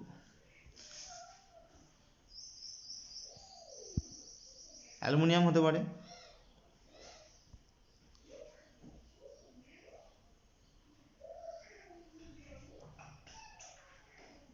তড়িৎ বিজারণ হতে পারে। তাহলে কোক চূর্ণ, কার্বন মনোক্সাইড, অ্যালুমিনিয়াম, তার সঙ্গে তড়িৎ বিজারণ হতে পারে, আবার শত বিজারণ হতে পারে। এখানে কোনো রকম বিজারক দ্রব্য প্রয়োজন হয় না, সব রকমকে দিয়েই কিন্তু আমাদের হচ্ছে। তাই এখানে কোশ্চেন আছে, দেখাও ইলেকট্রনীয় মতবাদ দিয়ে দেখাও যে ধাতুর তড়িৎ বিশ্লেষণ একটি তড়িৎ বিজারণ, যেটা বলছি তড়িৎ বিজারণ হতে পারে, ধাতুর তড়িৎ বিশ্লেষণ একটি বিজারণ বিক্রিয়া, এটা কিন্তু দেখাতে বলে, দেখাতে হবে। এখন ধাতু যখন নিষ্কাশন করব তখন আমাদের একটা বিশেষ ধাতুর প্রকৃতি সম্বন্ধে জানতে হবে, যা কোন ক্ষেত্রে কোনটা বিজারক দ্রব্য হিসাবে ইউজ করবো, কখনো কোথায় কোক চূর্ণ, কোথায় কার্বন মনোক্সাইড, কোথায় অ্যালুমিনিয়াম, কোথায় তড়িৎ বিজারণ, কোথায় শত বিজারণ। এখন আমরা এই ধাতুগুলোর চরিত্র সম্বন্ধে আগে জানব। চরিত্র সম্বন্ধে জানতে গেলে আমাকে আগে ধাতুগুলির একটি সারণী তৈরি করতে হবে। সারণীটাতে হয় তীব্র তড়িৎ ধনাত্মক ধাতুগুলিকে এবং কম তীব্র এবং কম তড়িৎ ধনাত্মক ধাতুগুলিকে পৃথক করব এবং তাদেরকে একটা সারি তৈরি করব তাদেরকে দিয়ে। সেই সারিটার নাম দেবো আমরা ধাতুর সক্রিয়তার শ্রেণী বা সারি। এখানেতে এই সারি থেকে আমরা ধাতু নিষ্কাশনের একটা পদ্ধতি বের করে নেব। এই ধাতু নিষ্কাশন আমি তো বললাম একটি বিজারণ বিক্রিয়া। তাহলে যারা উপরের দিকে থাকবে এই সারির, তারা এমনভাবে থাকবে, তাদেরকে বিজারণ করতে গেলে প্রচুর কঠিন জিনিস সাধারণভাবে তড়িৎ বিশ্লেষণ করা হয়। আমরা ছকটা লিখলে একটু পরে দেখতে পাবে, আমি ছকটা লিখছি, ছকটা লিখলে তোমরা বুঝতে পারবে যে কোন ধাতুটা উপরে আছে, উপরে থাকলে তার কী প্রপার্টি, নিচে থাকলে তার কী প্রপার্টি। মাঝে রাখবো আমরা হাইড্রোজেনকে। আমরা দেখো এটা লিখছি, দেখো এখানে লিখেছি potassium, calcium, sodium, magnesium, aluminium, zinc, AP, SN, PB, H, CU, Hg, AG, AU. এই ছক কিন্তু আমার মনে রাখতেই হবে সব সময়। হ্যাঁ, K, Ca, Na, Mg, L, Zn, এপি, SN, PB, H, CU, Hg, AG, Au, সব পুরোপুরি মুখস্থ রাখতে হবে। তিনটে ভাগে ভাগ করেছি দেখো, প্রথম ভাগ, তারপরে দ্বিতীয়, তারপরে তৃতীয়। এই তিনটে ভাগ করার নিশ্চয়ই কোনো কারণ আছে। প্রথমের যে ধাতুগুলোকে আমরা নিয়েছি এরা হচ্ছে অতি সক্রিয় ধাতু। মাঝেরগুলো যেগুলো নিয়েছি সেগুলো হচ্ছে মধ্যম সক্রিয় ধাতু, খুব একটা সক্রিয় নয়। নিচের দুইগুলো একবারে নিষ্ক্রিয় প্রকৃতির বা খুবই কম সক্রিয় ধাতু। এদেরকে থেকে খুব সহজে আমরা ধাতু নিষ্কাশন করতে পারি। যে যত বেশি সক্রিয় ধাতু হবে সে তত অক্সিজেনের সঙ্গে বা কোনো যৌগের পরমাণু আয়নের সঙ্গে তীব্রভাবে বন্ধন তৈরি করবে। যত বেশি তীব্র বন্ধন হবে সেখান থেকে ধাতু নিষ্কাশন আমাদের তত কঠিন হয়ে পড়বে। উপরের যে ধাতুগুলি আছে দেখো, potassium, calcium, sodium, magnesium, aluminium, তারা এতটাই সক্রিয়, তারা এককভাবে অবস্থান করতে পারে না, তারা বিভিন্ন যৌগরূপে প্রকৃতির মধ্যে অবস্থান করে। ক্লোরাইড হিসাবে, ব্রোমাইড হিসাবে, ফ্লোরাইড হিসাবে, কখনো অক্সাইড হিসাবে, সালফেট হিসাবে। এখন মধ্যম সক্রিয় ধাতুগুলো কার্বনেট, অক্সাইড, হাইড্রোক্সাইড, বাইকার্বনেট ইত্যাদি হিসাবে অবস্থান করবে। এখন ধাতুর নিচের দিকে যারা অবস্থিত আছে এইচজি, এজি, এইউ, এদিকে শুধুমাত্র অক্সাইডকে গরম করলেই পাই আমরা অতি সক্রিয় ধাতুর মধ্যে যাদেরকে ফেলেছি potassium, calcium, sodium, magnesium, aluminium, এরা জল, অক্সিজেন, লঘু অ্যাসিডের সঙ্গে বিক্রিয়ার প্রবণতা খুব বেশি। এইটার উপরে নির্ভর করেই ধাতুগুলিকে আমরা সক্রিয়তা ভিত্তিতে সাজিয়েছি। যে যত বেশি জল অক্সিজেন লঘু অ্যাসিডের সঙ্গে বিক্রিয়া করবে তার তত প্রবণতা বেশি হবে, তার তত রাসায়নিক সক্রিয়তা বেশি হবে। উপর থেকে নিচে যত যাব তত ধাতুর সক্রিয়তা হ্রাস পাবে। দেখো আমি লিখছি এখানে, ধাতুর এই যে অক্সাইড বা ক্লোরাইড নেব, তাকে তড়িৎ বিশ্লেষণ প্রক্রিয়ায় পটাশিয়াম, ক্যালসিয়াম, সোডিয়াম, ম্যাগনেসিয়াম, অ্যালুমিনিয়ামের আমরা কিন্তু ধাতু নিষ্কাশন করব। মাঝের যে পার্টটি আছে মধ্যম সক্রিয়, জিঙ্ক, এফি, এসএন, পিবি, এইচসিইউ, এরা সাধারণভাবে অক্সাইড হিসাবে অবস্থান করে বা সালফাইড হিসাবে বা কার্বনেট হিসাবে বা হাইড্রোক্সাইড হিসাবে বা বাইকার্বনেট হিসাবে। এদের অক্সাইড, এদের যে আমাদের আকরিকটা পাচ্ছি, সেই আকরিককে নির্দিষ্ট উষ্ণতায় যদি আমরা উত্তপ্ত করি অক্সিজেন উপস্থিতিতে বা অক্সিজেন অনুপস্থিতিতে, তখন সালফাইডই থাক, সালফেটই থাক, যাই থাক, তারা অক্সিজেনের সঙ্গে বিক্রিয়া করে সবাই অক্সাইড তৈরি করবে। তাহলে আমরা যদি অক্সাইড পেয়ে যাই, অক্সাইড থেকে আমরা কিন্তু বিভিন্ন প্রক্রিয়ায় আমরা কিন্তু ধাতু নিষ্কাশন করব। সাধারণভাবে এই ধাতুগুলি অক্সাইড থেকে ধাতু নিষ্কাশন করার জন্য কার্বন বিজারণ পদ্ধতি, গোল্ডস্মিথের থার্মিট পদ্ধতি আমাদের কাছে খুব ইম্পর্টেন্ট। এই ধাতুগুলিকে রাসায়নিক পদ্ধতিতে নিষ্কাশন করা হয়, তার মানে রাসায়নিক বিক্রিয়া দ্বারা আমরা নিষ্কাশন করি। এই রাসায়নিক পদ্ধতি কী হতে পারে? কার্বন বিজারণ পদ্ধতি হতে পারে, গোল্ডস্মিথের থার্মিট পদ্ধতি হতে পারে,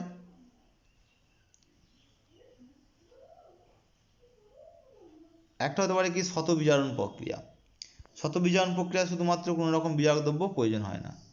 আর এইচজি, এজি, এইউ এরা অক্সাইড হিসাবে অবস্থান করে। অক্সাইডের স্থায়িত্ব খুব কম, গরম করবো সঙ্গে সঙ্গে অক্সাইড বিজারিত হয়ে ধাতু তৈরি করবে। এদের ক্ষেত্রে ধাতু নিষ্কাশন করা খুব সোজা। এরা যৌগ মৌল হিসাবে অবস্থান করে, কিন্তু সে মৌল খুব কম পরিমাণে থাকায় এই যৌগ থেকে আমরা ধাতু নিষ্কাশন করি। এরা খুবই কম ধাতু, কম সক্রিয় ধাতু। এরা খুব নিষ্ক্রিয়। যত উপর থেকে নিচে যাব আর নিচে থেকে উপরে যাব, তার সক্রিয়তা আস্তে আস্তে কমবে। এবারে দুটি ধাতু নিলাম, এই সক্রিয়তা শ্রেণীর অনেক উপকারিতা। বলছে সক্রিয়তা শ্রেণীর উপরের দিকে কোনো ধাতু, আচ্ছা আমি এটাকে লিখে নিই, এটা লেখা হয়নি। অক্সাইডকে গরম করলে ধাতু পেয়ে যাবো, কেন এরা অক্সাইডটা খুব অস্থায়ী। যেমন Ag2, তাকে গরম করলাম, Ag ধাতু পেয়ে গেলাম, প্লাস হাফ O2, দেখতে পাচ্ছ। তাহলে শুধু গরম করলে হয়ে যাবে, এখানে কোনো রিয়েজেন্ট লাগবে না বা অন্য কোনো পদ্ধতি অবলম্বন করার প্রয়োজন নাই।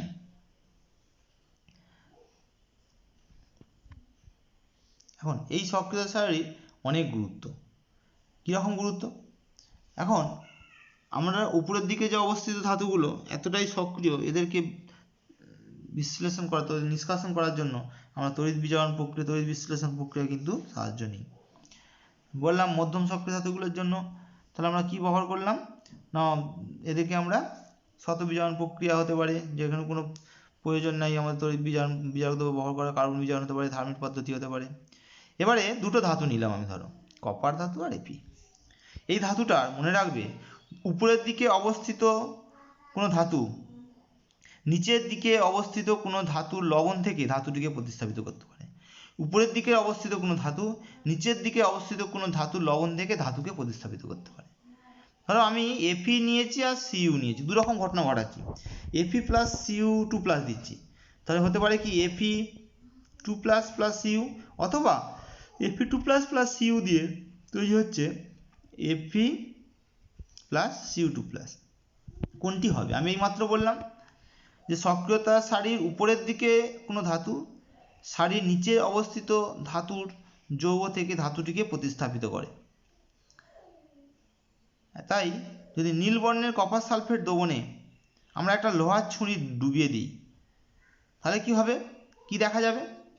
উপরের দিকে অবস্থিত কোন ধাতু? এফি, নিচের দিকে আছে কপার, মানে কপার সালফেট নেবো, তার কপার সালফেট থেকে কপার তৈরি হবে। মানে যে উপরের দিকে থাকবে তার কি হবে? সে ইলেকট্রন সহজে গ্রহণ করবে না, সে বিজারিত হতে চাইবে না। মানে সে জারিত হতে চাইবে, মানে সে অন্যকে বিজারিত করবে। মানে যে উপরের দিকে অবস্থিত ধাতু তার বিজারণ ধর্ম বেশি, যে নিচের দিকে অবস্থিত ধাতু তার বিজারণ ধর্ম কম। উপরের দিকে অবস্থিত ধাতুর বিজারণ ধর্ম বেশি, নিচের দিকে অবস্থিত ধাতুর বিজারণ ধর্ম কম। তাহলে দুটো ধাতুর মধ্যে যে উপরে থাকবে তার বিজারণ ধর্ম বেশি হওয়ায় সে আয়নে চলে আসবে অন্য একটা ধাতুর লবণ থেকে, সেই ধাতুটাকে প্রতিস্থাপিত করে ধাতব আয়ন, ধাতব পরমাণুতে রূপান্তরিত করবে। তাহলে এক্ষেত্রে দেখো প্রথম ক্ষেত্রে কি হয়েছে, কপার সালফেট দ্রবণে এফির ছুরি ডুবিয়ে দিয়েছি, তাহলে আমার কি হবে, FeSO4 হয়ে যাবে। আর Cu কেন না, দেখো Fe ওপরের দিকে অবস্থিত, Cu নিচের দিকে অবস্থিত, নিচের দিকে অবস্থিত ধাতু, তাহলে নিচের দিকে অবস্থিত ধাতুর যে লবণ CuSO4, সেই CuSO4 থেকে Cu তৈরি করতে পারবে, আর Feটা FeSO4 হয়ে যাবে। তাহলে দুটো বিক্রিয়ার মধ্যে কোন বিক্রিয়াটা ঘটবে বুঝতে পারলে, নিচের বিক্রিয়াটা ঘটা সম্ভব নয়, উপরের বিক্রিয়াটি ঘটা সম্ভব। এরকম কোশ্চেন আসবে, একটা বিক্রিয়া দিয়ে বলবে যে কোন বিক্রিয়াটি ঘটা সম্ভব, তোমাকে তাহলে বলতে হবে ধাতুর সক্রিয়তা শ্রেণী দিয়ে, যে ধাতুটা উপরের দিকে অবস্থিত হবে সেই ধাতুটা নিচের দিকে অবস্থিত কোনো ধাতুর লবণ থেকে ওই ধাতুটিকে, নিচের দিকে অবস্থিত ধাতুটিকে প্রতিস্থাপিত করতে পারবে। আমরা আবার আসছি, তাহলে আমরা যে ধাতুগুলোর কথা বলছিলাম, ধাতুগুলো শুধুমাত্র ধাতব সারির উপরের দিকে বা নিচের দিকে অবস্থিত কোনো ধাতু যদি আমরা জানতে পারি, তাহলে কিন্তু ধাতুগুলোর প্রকৃতি সম্বন্ধে আমরা বলতে পারবো। আমরা দুটো নিয়েছি কেন, আমরা অন্য ধাতু নিতে পারতাম। আমরা এটা দেখছি, দেখো Fe থেকে FeSO4 তৈরি হয়ে গেছে, কপার সালফেট থেকে কপার তৈরি হয়েছে। একইভাবে যদি Feর জায়গায় আমরা অন্য ধাতু নিই, যেমন জিঙ্ক ধাতু নিয়েছি, ধরো আমি কপার সালফেট দ্রবণে একটা জিঙ্কের ছুরি ডুবিয়ে দিয়েছি, জিঙ্কের পাত, তাহলে কি হবে, সেক্ষেত্রে কিন্তু জিঙ্কের পাতটা ওপরে, দেখো জিঙ্ক ধাতু ওপরের দিকে অবস্থিত, কপার নিচের দিকে অবস্থিত, তাহলে সেক্ষেত্রে কি হবে না, জিঙ্ক ধাতুটা ক্ষয়ে যাবে।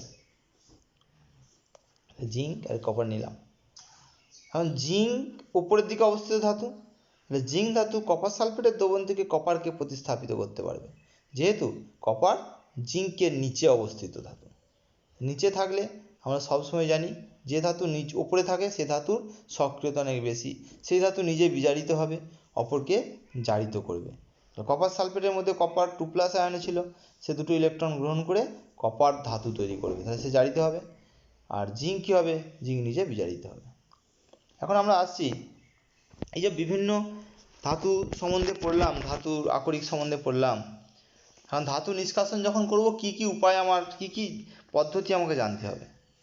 ধাতু নিষ্কাশনের অনেক ধাপ আছে, এটা আমাদের সিলেবাসের মধ্যে নাই, তবু আমি পড়াচ্ছি, একটু দেখে নাও তোমরা। প্রথমেই যে ধাতু নিষ্কাশনের যে পদ্ধতিটা, সেই পদ্ধতিটার মধ্যে আছে যে আকরিকটা আমরা কাদা মাটি বালি সহ পাবো, সেই আকরিকটাকে গাঢ় করতে হবে। গাঢ় মানে কি, সেখান থেকে কাদা মাটি বালিকে বাদ দিতে হবে। কাদা মাটি বালি বাদ দেওয়ার জন্য আমাদের অনেকগুলি পদ্ধতি আছে। প্রথম যে পদ্ধতিটা আসছে আমাদের, সেটা হচ্ছে কি, মানে সেটা কি বলি আমরা, গাঢ়ীকরণ। গাঢ়ীকরণ মানে কি, গাঢ়ীকরণ মানে গাড়ি নিয়ে যাবো না, গাঢ়ীকরণ মানে হচ্ছে গাঢ় করব। গাঢ় করলে প্রথম যে পদ্ধতি, সেই দেখো 4টে পদ্ধতি লিখেছি। প্রথম পদ্ধতি হচ্ছে ধৌতকরণ, ধুয়ে নেবো। যত বেশি করে ধুতে পারবো আমরা, ভালো করে ধুতে পারবো, তত কাদামাটি কিন্তু আমার বেরিয়ে চলে যাবে।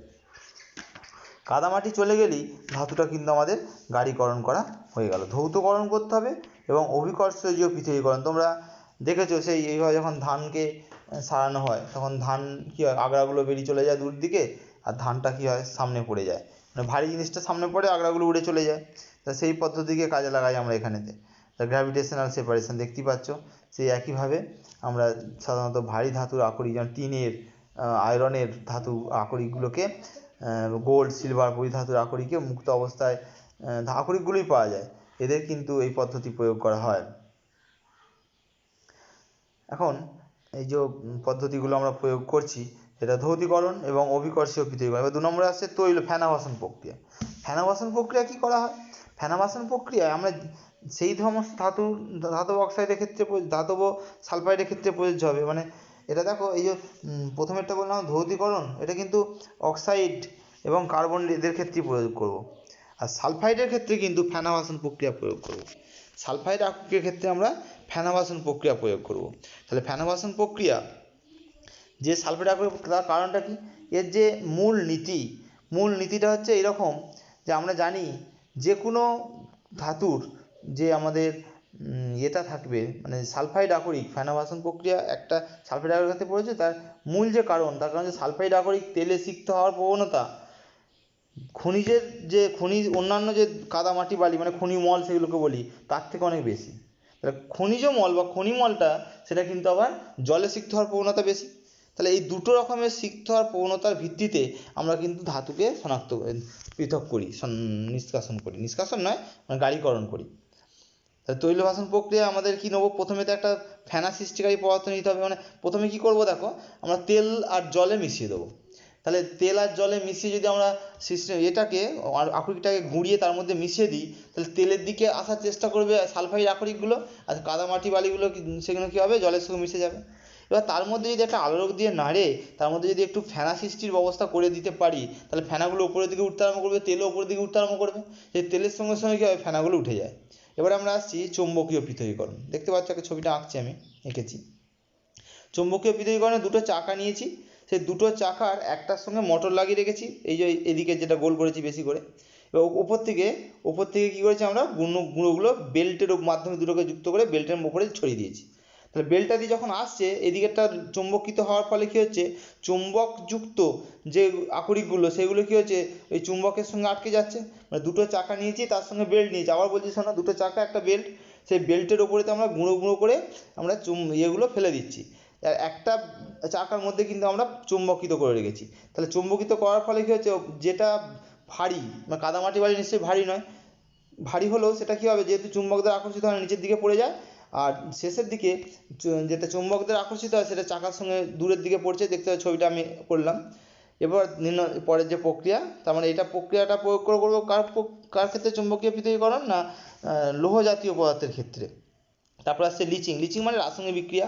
রাসায়নিক বিক্রিয়ার সাহায্যে কোনো পদার্থকে যদি আমরা গাঢ়ীকরণ করি, তাকে বলি আমরা লিচিং বা রাসায়নিক পৃথকীকরণ। সাধারণত অ্যালুমিনিয়াম ধাতুকে এই প্রক্রিয়ায় নিষ্কাশন করার প্রক্রিয়া একটা ধাপ, গাঢ়ীকরণ করার। বক্সাইডকে যে গাঢ়ীকরণ করি এইভাবে, বক্সাইডের সঙ্গে প্রথমে আমরা সোডিয়াম হাইড্রোক্সাইডে বিক্রিয়া করাই, দিয়ে যে সোডিয়াম অ্যালুমিনেট তৈরি হয় সেটা থেকে আমরা আবার বিশুদ্ধ অ্যালুমিনা তৈরি করি। অ্যালুমিনার তড়িৎ বিশ্লেষণ প্রক্রিয়ায় তার সঙ্গে কার্বাইড ফেলসফার মিশিয়ে তড়িৎ বিশ্লেষণ প্রক্রিয়ায় আমরা অ্যালুমিনিয়াম ধাতু নিষ্কাশন করি। এই চারটে প্রক্রিয়া হচ্ছে আমাদের গাঢ়ীকরণের প্রক্রিয়া। তাহলে গাঢ়ীকরণ তো আমরা করলাম, দেখতেই পাচ্ছ এইভাবে। গাঢ়ীকরণ করার পর আমাদের কি করতে হবে, চারটে প্রক্রিয়ার মধ্যে যে গাঢ়ীকরণ করব, প্রথম প্রক্রিয়া আমি বলে নিচ্ছি, আবার কার্বনেট বা সালফাইড আকরিকের ক্ষেত্রে, কার্বনেট বা বাইকার্বনেটের ক্ষেত্রে প্রয়োগ করছি। তারপরে আছে তৈল ভাষণ প্রক্রিয়ার জন্য সালফাইড, চুম্বকীয়র জন্য ম্যাগনেটিক, যেটা চুম্বক দ্বারা আকর্ষিত হয়, আর লিচিং হচ্ছে রাসায়নিক প্রক্রিয়া। এবারে আমরা যেটা আসছি, যে গাঢ়ীকরণ করলাম, গাঢ়ীকরণ প্রক্রিয়া করার পর আমরা কি করব, অশোধিত ধাতুকে নিষ্কাশন করব, আকরিকের ধাতু থেকে নিষ্কাশন, মানে অক্সাইডে রূপান্তর, যে আমাদের সালফাইড, কার্বনেট, বাইকার্বনেট, বিভিন্ন রকমের ধাতু এগুলো ছিল, সেগুলোকে আমরা অক্সাইডে রূপান্তর করব। অক্সাইডে রূপান্তর করার দুটো প্রক্রিয়া, একটা হচ্ছে ভস্মীকরণ, একটা তাপজারণ। তাপজারণ এই কথার মধ্যেই কিন্তু আমার কিন্তু ঢুকে রয়েছে পুরো নামটা। জারণ মানে কি, জারণ মানে অক্সিজেনের সাপেক্ষে হয়, তাহলে অক্সিজেন দিয়ে জারণ হয়। তাহলে কাদের ক্ষেত্রে, মানে এর ইংরেজিটা হচ্ছে রোস্টিং, রোস্ট করে দিচ্ছি আমরা। আর ভস্মীকরণ হচ্ছে ক্যালসিনেশন।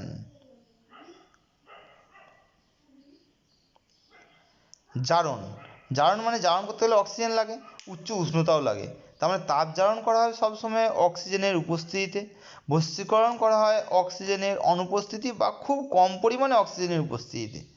এখন তাপজারণ কাদের ক্ষেত্রে করব, ভস্মীকরণ কাদের ক্ষেত্রে করব।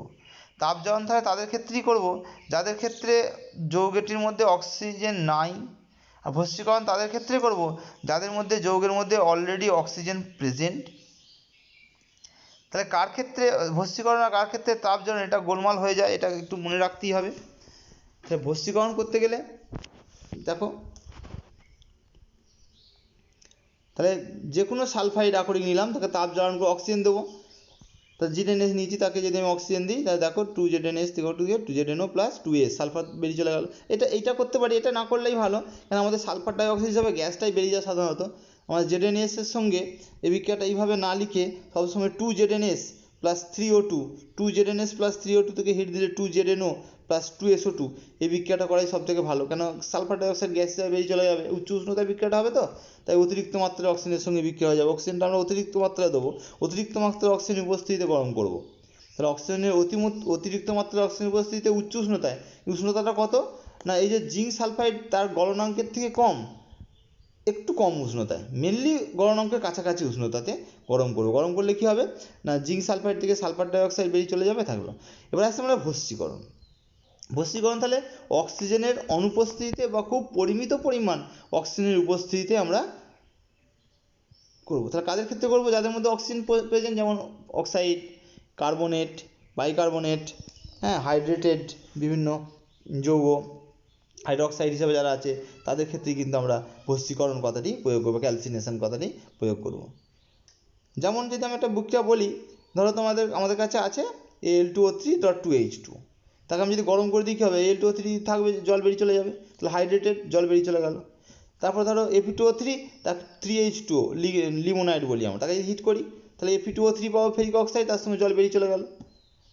তাপজারণ কার ক্ষেত্রে করবো, ভস্মীকরণ কার ক্ষেত্রে করবো, নিশ্চয়ই তোমরা বুঝতে পারছো। ভস্মীকরণের ক্ষেত্রে ওই যে উচ্চ উষ্ণতায় গরম করা, উষ্ণতাটাও কিন্তু দুজনের ক্ষেত্রে প্রায় কাছাকাছি। ভস্মীকরণের উষ্ণতা তাপজারণ অপেক্ষা কম, মানে দুটো ক্ষেত্রে উষ্ণতা যে গরম করবো সেটা কিন্তু জিঙ্ক সালফেটে মানে যে আমাদের আমাদের যে গরমটা করবো সেই গরমের উষ্ণতাটা কিন্তু তাদের গলনাঙ্কের থেকে কম, ভস্মীকরণে গলনাঙ্কের থেকে কম, তাপজারণ অপেক্ষাও কম, মানে তাপজারণে একটু উষ্ণতা বেশি, ভস্মীকরণে একটু উষ্ণতা কম। এর যে পরবর্তী পদ্ধতি, যে অক্সাইড আমরা পেয়েছি, অক্সাইড দিয়ে ধাতু নিষ্কাশন করব, এই পার্টটা আমাদের অ্যাকচুয়াল সিলেবাসে আছে। অক্সাইড থেকে ধাতু নিষ্কাশন করার জন্য অনেকগুলি পদ্ধতি আছে।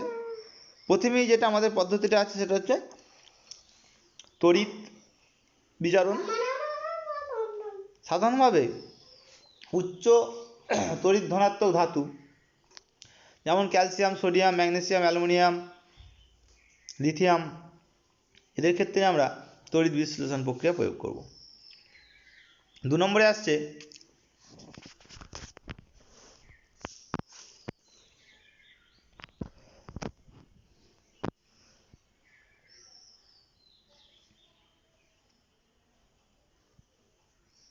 বিজারক দ্রব্য ব্যবহার করে। আর বিজারক দ্রব্য ব্যবহার করে কাদের কাদের করব,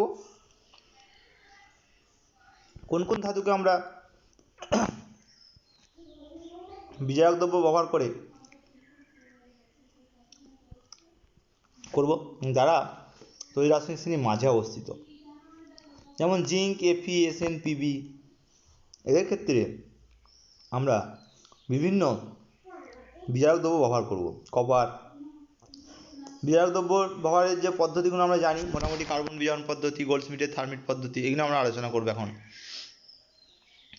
এর প্রথম যে বিজারক দ্রব্য ব্যবহার করে যে প্রক্রিয়াটার নাম আসছে আমাদের, সেটা হচ্ছে বিজারক দ্রব্য ব্যবহার করে। বিজারক দ্রব্য বলতে কী কী থাকতে পারে? কোক চূর্ণ হতে পারে, আরেকবার লিখছি না আমি, কার্বন লিখব C, বা কার্বন মনোক্সাইড হতে পারে। কার্বন মনোক্সাইড মানে কি? এই যে কোক চূর্ণটার সঙ্গে যখন অক্সাইডের বিক্রিয়া হবে, অসম্পূর্ণ দহন হলে কার্বন মনোক্সাইড তৈরি হয়, সেই অসম্পূর্ণ দহনে যে কার্বন মনোক্সাইড তৈরি হবে সেটাও কিন্তু বিজারক দ্রব্য হিসেবে ব্যবহৃত হতে পারে। 2 নম্বরে অ্যালুমিনিয়াম। 3 নম্বরে লিখবো না, কেন সেটা আমার ব্যবহার করা হয় না, সেটা হচ্ছে হাইড্রোজেন।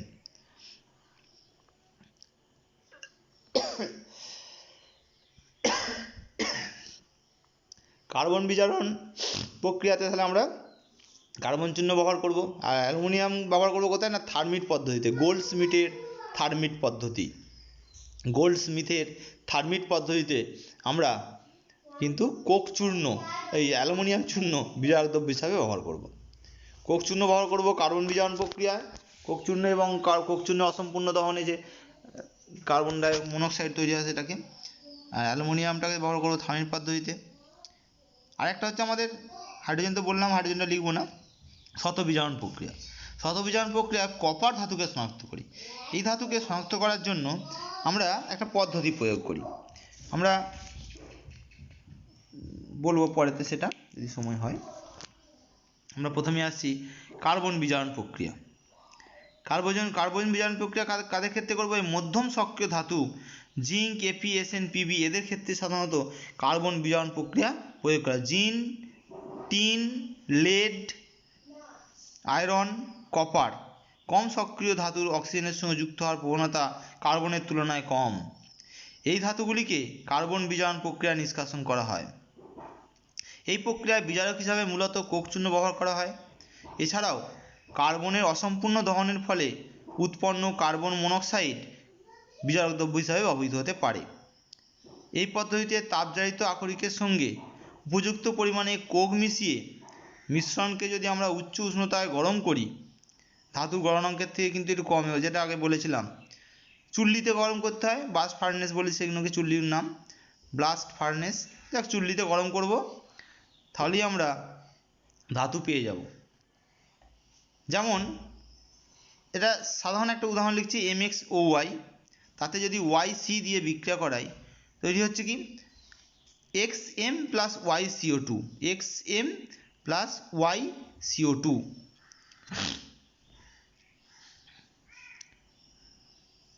বা এভাবে আমি আমার মতো করে লিখেছি, YZ লিখেছি বলে তাহলে XZOY, এটা CO2 বা CO তৈরি হয়।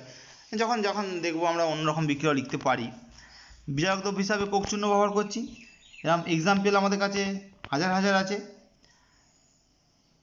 আমরা এখানে MxOYZC লিখেছি, আমি যদি YC লিখতাম তাহলে কিন্তু 2CO মানে YCO তৈরি হতো, হ্যাঁ না, এই কার্বন মনোক্সাইডটা তৈরি হতো ওখানেতে YCO কোক চূর্ণ, এবং তার যদি অসম্পূর্ণ দহন হয় MxOY তার সঙ্গে YC যদি করি তাহলে তৈরি হবে XM প্লাস YCO2।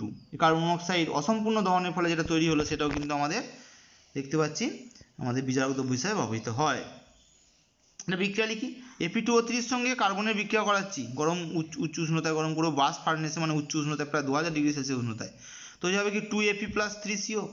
এই যে উৎপন্ন CO, সেই CO কিন্তু দ্বিতীয় ধাপে বিজারক দ্রব্য হিসাবে ব্যবহৃত হতে পারে আবার, দিয়ে আবার কী হবে না, আবার carbon monoxide Fe2O3 plus 3CO গরম করলে 2Fe প্লাস 3CO2 দুটোই কিন্তু আমাদের তৈরি হতে পারে। দেখতে পাচ্ছ Fe এখানে CO কিন্তু বিজারক দ্রব্য হিসাবে ব্যবহৃত হয়েছে। তাহলে এটা আমরা বুঝলাম। এবারে কার্বন বিজারণ পদ্ধতিতে এটা কোশ্চেন আসে যে পটাশিয়াম, সোডিয়াম, ক্যালসিয়াম, ম্যাগনেসিয়াম এদের ক্ষেত্রেই কেন কার্বন বিজারণ প্রক্রিয়া প্রয়োগ করা হয় না?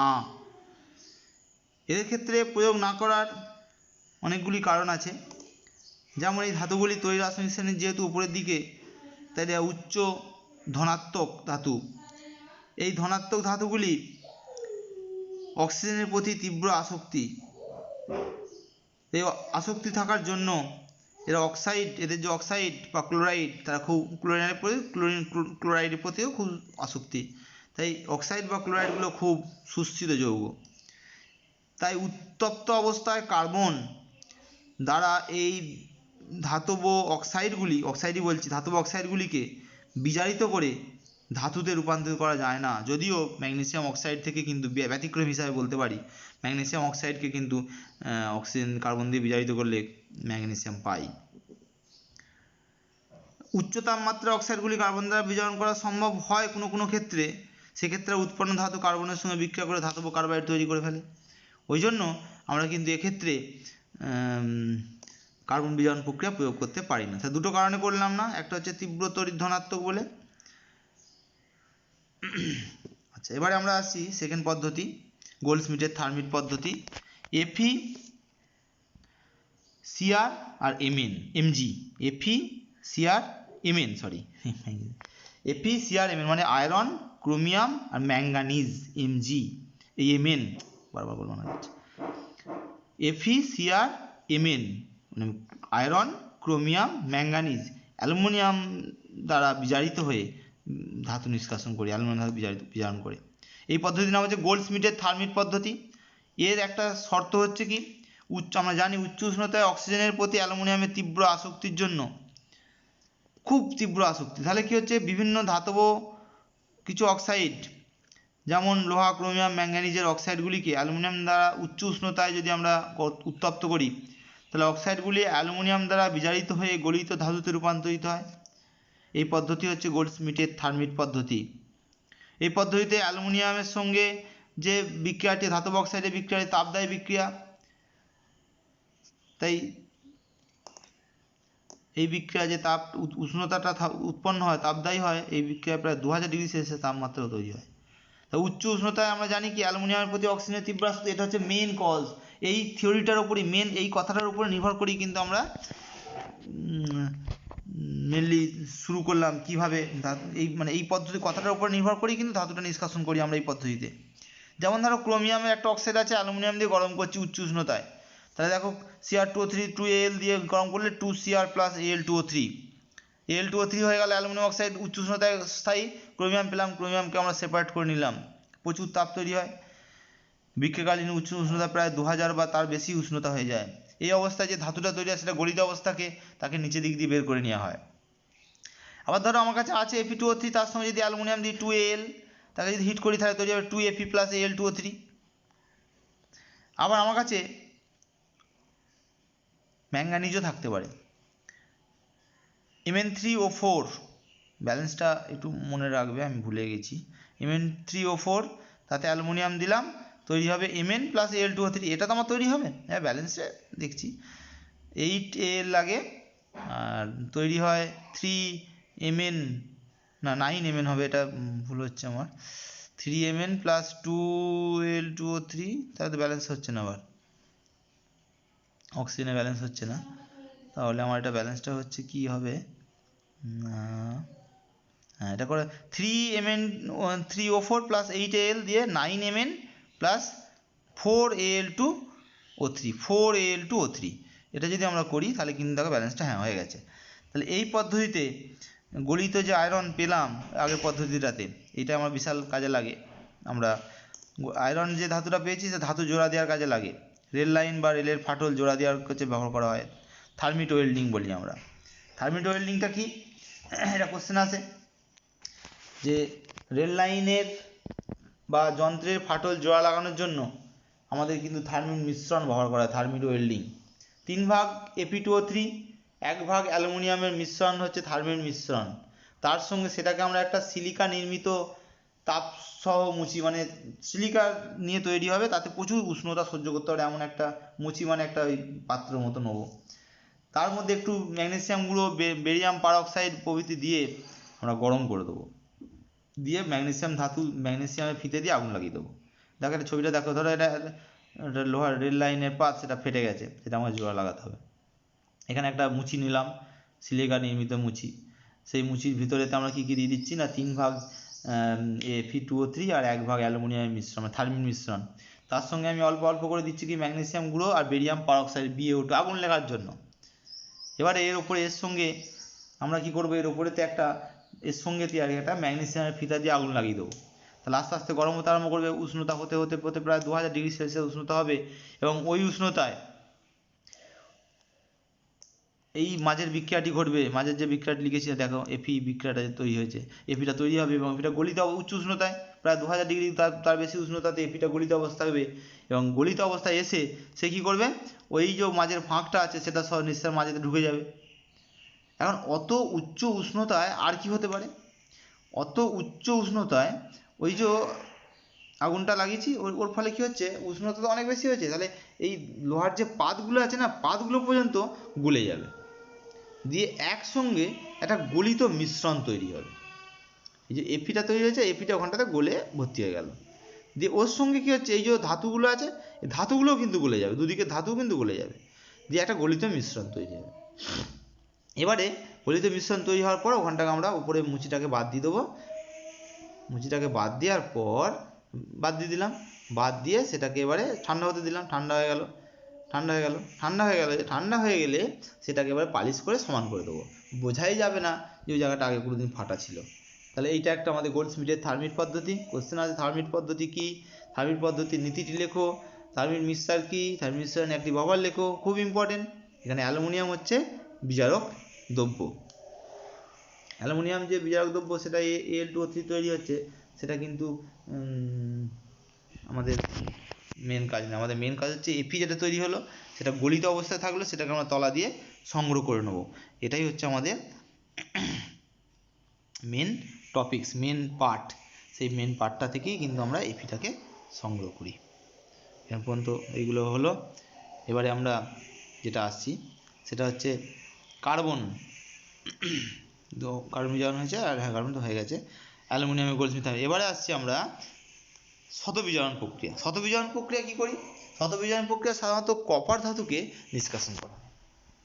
কপার ধাতু দেখো Cu2S, আমরা জানি কপার ধাতু Cu2S হিসাবেই অবস্থান করে, সালফাইড হিসাবে অবস্থান করে। PbS কে করতে পারি, ZnS কে করতে পারি, এদিকে কি করব আমরা প্রথমে নিয়ন্ত্রিত বায়ুপ্রবাহে তাপ জারিত করে আংশিকভাবে ধাতব অক্সাইডে পরিণত করব। প্রাপ্ত যে ধাতব অক্সাইডটা পেলাম তাকে যদি আমরা উচ্চ উষ্ণতায় বিগলিত করি তাহলে ধাতব অক্সাইড অপরিবর্তিত ধাতব সালফাইড দ্বারা বিজারিত হয়ে ধাতুতে পরিণত হয়। তাহলে প্রথমে তৈরি হয়েছে Cu2O, সেই Cu2O Cu2S এর সঙ্গে বিক্রিয়া করছে, দিয়ে দেখো Fe তৈরি, 4Cu তৈরি হয়েছে। তাহলে Cu2S এ অপরিমিত অক্সিজেনের সাহায্যে জারিত করে Cu2O তৈরি করেছি। পরবর্তী ধাপে Cu2O Cu2S এর সঙ্গে বিক্রিয়া করে 4Cu প্লাস SO2 গ্যাস তৈরি করেছে। এক্ষেত্রে যেহেতু বাইরে থেকে কোনো বিজারক দ্রব্য দেওয়ার প্রয়োজন হচ্ছে না, তাই এক্ষেত্রে সালফাইড আসলে অপরিবর্তিত সালফাইড নিজেই বিজারকের কাজ করছে। অপরিবর্তিত সালফাইড যেটা Cu2S সেটাই বিজারক দ্রব্যের কাজ করছে।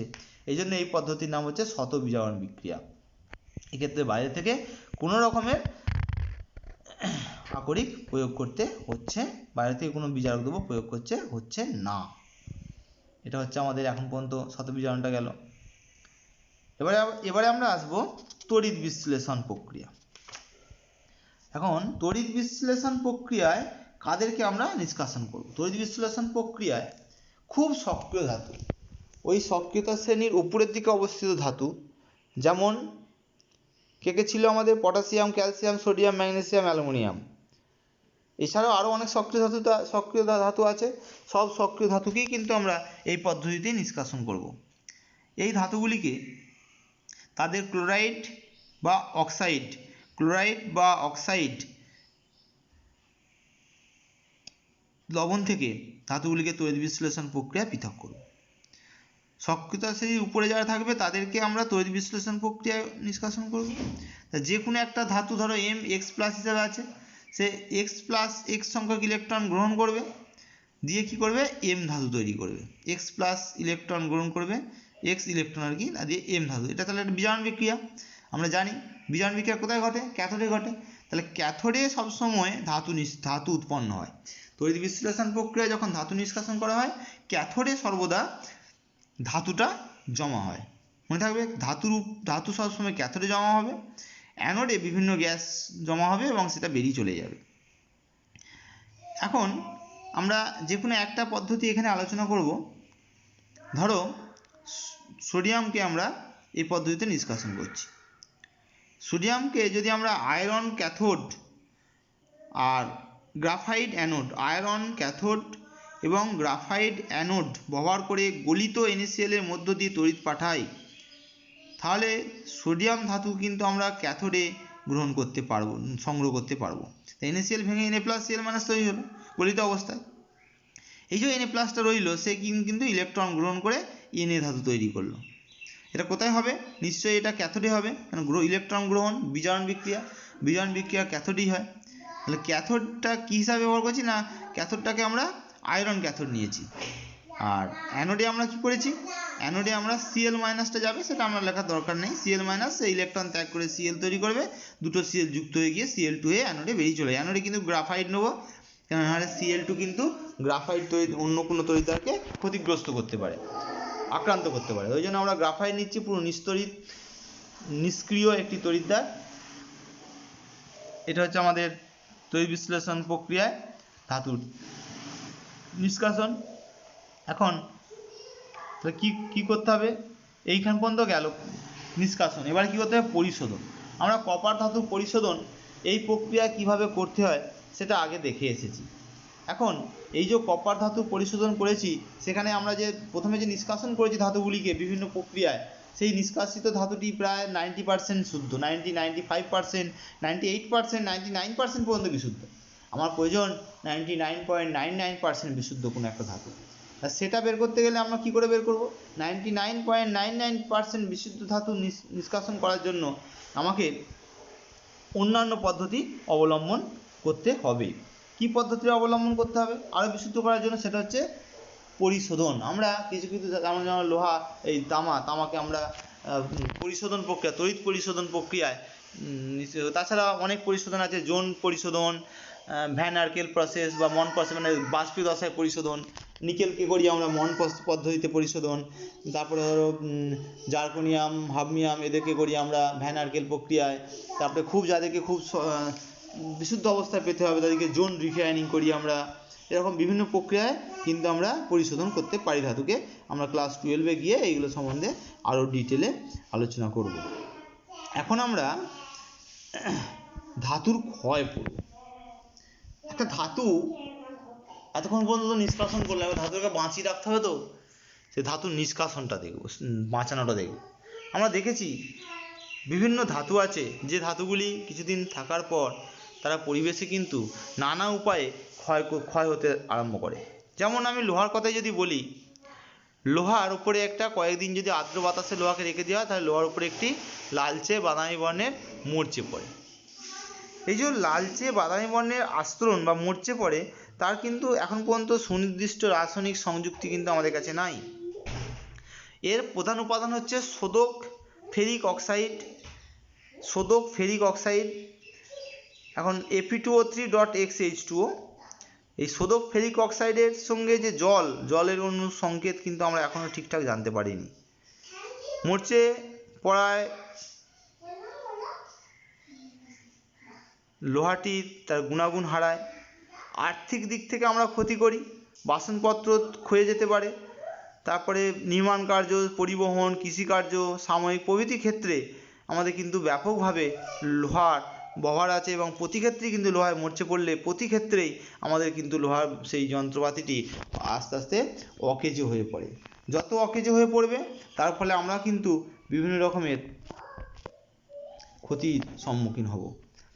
Fe2O3.XH2O, এক্স এর ভ্যালুটা আমরা এখনও ঠিক করতে পারিনি, তবে মোটামুটিভাবে আমরা দেখেছি এক্স এর ভ্যালুটা 3 বা 3-এর কাছাকাছি, মোটামুটি 3 তোমাদের ছায়ার বইতে দেওয়া আছে। আর মরচে পড়তে গেলে কি কি শর্ত লাগবে? মরচে পড়তে গেলে অক্সিজেন লাগবে, জলীয় বাষ্প বা জল লাগবে। অক্সিজেন ছাড়াও কিন্তু মরচে হয় না। এরকম কোশ্চেন আছে, দুটো পাত্র নিলাম, একটা পাত্রে জল নেবো আর দুটো পাত্রে জল নেবো, দিয়ে একটা লোহার টুকরো ডুবিয়ে দেবো। এখন সেই লোহার টুকরোগুলিকে যদি আমরা এই যে পাত্রগুলোকে যদি একটু জল দিয়ে ফুটিয়ে দিই, একটা পাত্রকে টকবক করে যদি ফোটাই, একটা পাত্র না ফুটিয়ে রেখে দিচ্ছি, যেটা টকবক করে ফোটাবো সেখান থেকে অক্সিজেন বেরিয়ে চলে যাবে। সেই যে পাত্রটা, সেই পাত্রটাই কিন্তু মরচে পড়বে না, কারণ অক্সিজেনটাও একটা মূল্যবান উপাদান, সেটা আমি বোঝাতে চাইছি। তাহলে Fe2O3 লোহা মরচে পড়তে গেলে আমাদের মূল যে শর্ত সেটা হচ্ছে কি, অক্সিজেন আর হচ্ছে জল বা জলীয় বাষ্পের উপস্থিতি। জল বা জলীয় বাষ্পের উপস্থিতি ছাড়া মরচে কিন্তু পড়ে না, মনে রাখবে। এই যে মরচে পড়ে, বিশুদ্ধ লোহায় কিন্তু মরচে পড়ে না, বিশুদ্ধ লোহায় মরচে পড়ে না। মরচে একটি তড়িৎ রাসায়নিক বিক্রিয়া। মরচের খণ্ডে যদি অশুদ্ধি থাকে, সাধারণত কার্বন বা অন্যান্য ধাতু, সেক্ষেত্রেই মরচে পড়ে। আমি যে কথাটা বললাম, এক্সপেরিমেন্ট একবার শুনে নাও একবার। একটা পাত্র নিয়েছি, তাতে একটা লোহা দিয়েছি, আবার একটা পাত্র নিয়েছি, তাতে একটা লোহার টুকরো, তার সঙ্গে একটু জল দিয়েছি, দুটো দিয়ে একটা ফোটাকে টকবক করে ফোটাচ্ছি, দেখো দ্বিতীয়টাকে দিয়ে কি হচ্ছে, সব বাষ্পগুলো বেরিয়ে চলে যাচ্ছে, জল সব অক্সিজেন বেরিয়ে চলে গেল। তাহলে এই পাত্রটা কোনো অক্সিজেন নাই, এই পাত্রটায় বাঁ দিকের পাত্রটায় অক্সিজেন আছে, ডান দিকের পাত্রটা কোনো অক্সিজেন নেই, বাঁ দিকের পাত্রটা অক্সিজেন আছে। এই অবস্থায় যদি আমরা পাত্র দুটোকে রেখে দিই কয়েকটা দিন, দেখব বাঁ দিকের পাত্রটাতে মরচে পড়েছে, কেন জলে দ্রবীভূত অক্সিজেন আছে, কিন্তু ডান দিকের পাত্রটাতে জলে দ্রবীভূত কোনো অক্সিজেন নাই, তাই ডান দিকের পাত্রটাতে কোনো মরচে দেখতে পাওয়া যাবে না। এখন মরচে যে পড়ছে, এই মরচে কোথায় কোথায় পড়বে? মরচের বিক্রিয়াটি কি বিক্রিয়া ভেবে দেখো। Fe আছে, তৈরি হতে হবে Fe2+।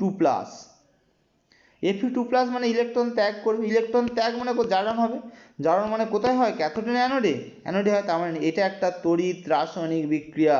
মরচে পড়া একটি তড়িৎ রাসায়নিক বিক্রিয়া।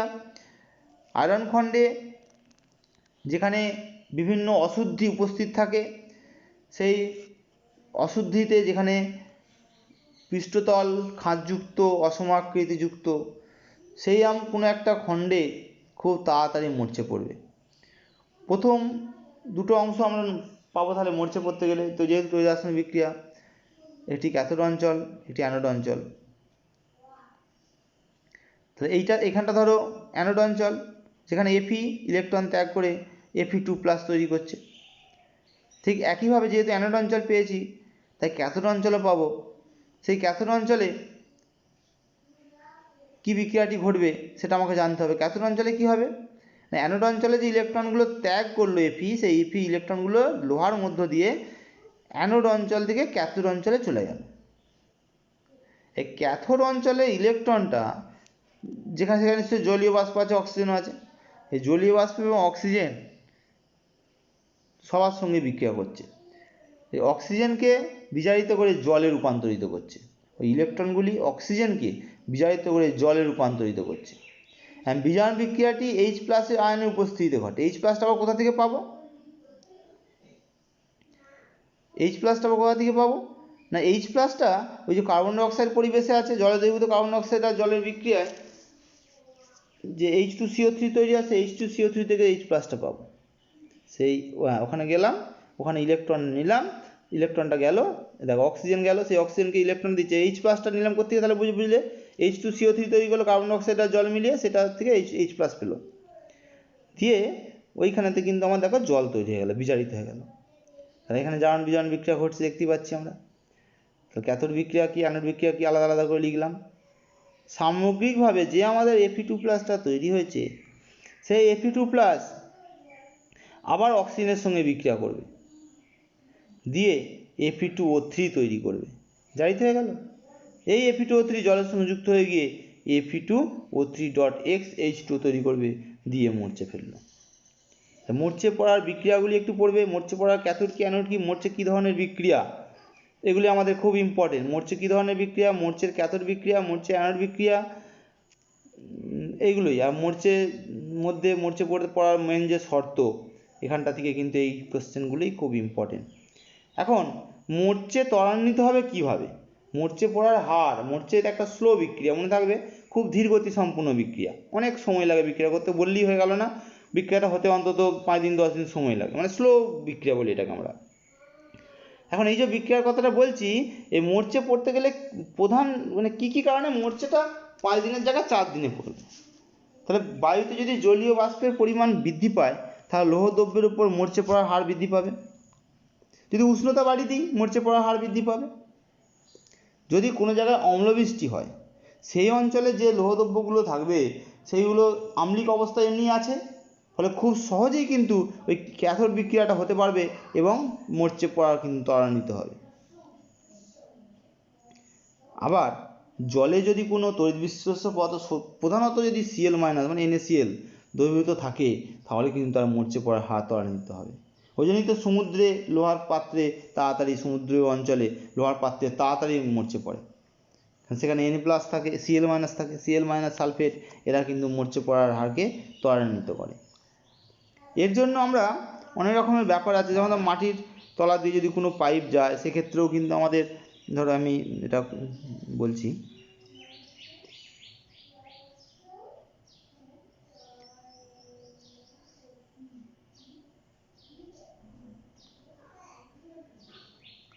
মরচে তো পড়লো, মরচেটাকে নিবারণ করবো কী করে?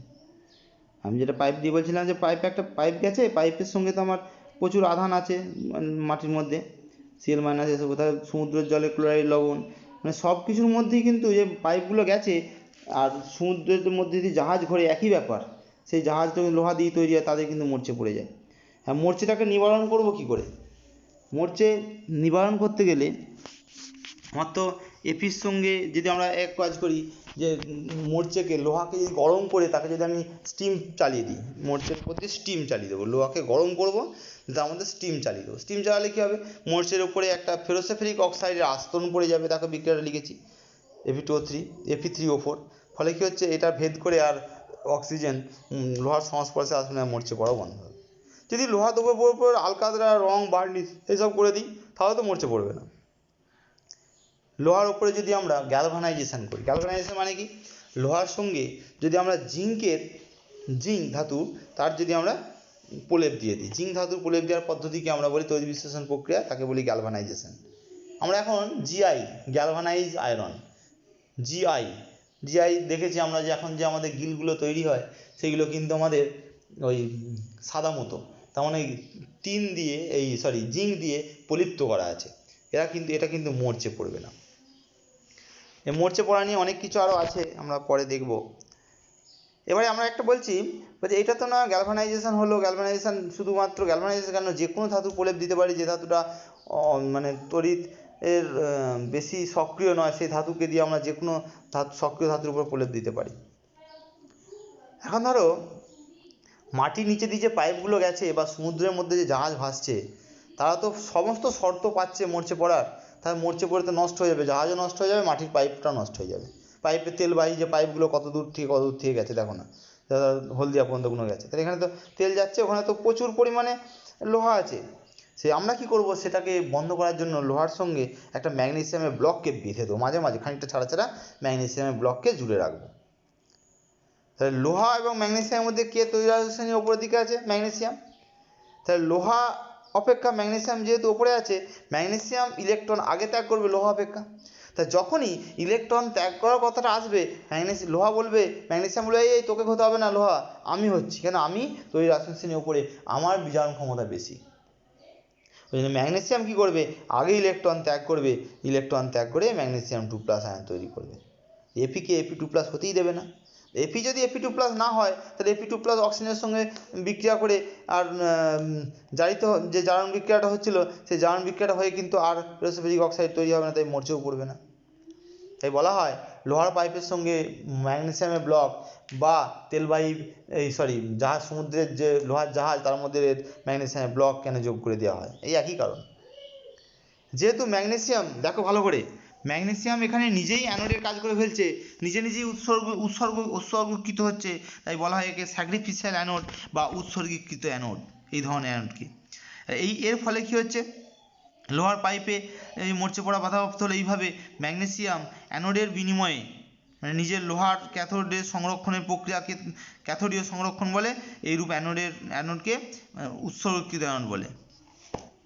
তাহলে এইভাবে কি হচ্ছে, ম্যাগনেসিয়াম নিজে অ্যানোড হচ্ছে, আর লোহাকে তাহলে বাধ্য হচ্ছে ক্যাথোড হিসাবে থাকতে, কারণ লোহা এখানে কম তড়িৎ ধনাত্মক, যেহেতু ক্যাথোড হিসাবে থাকছে তাই একে ক্যাথোডীয় সংরক্ষণ বলি, এবং এটাকে স্যাক্রিফিশিয়াল অ্যানোডটাকে বলি স্যাক্রিফিশিয়াল অ্যানোড বা উৎসর্গীকৃত অ্যানোড।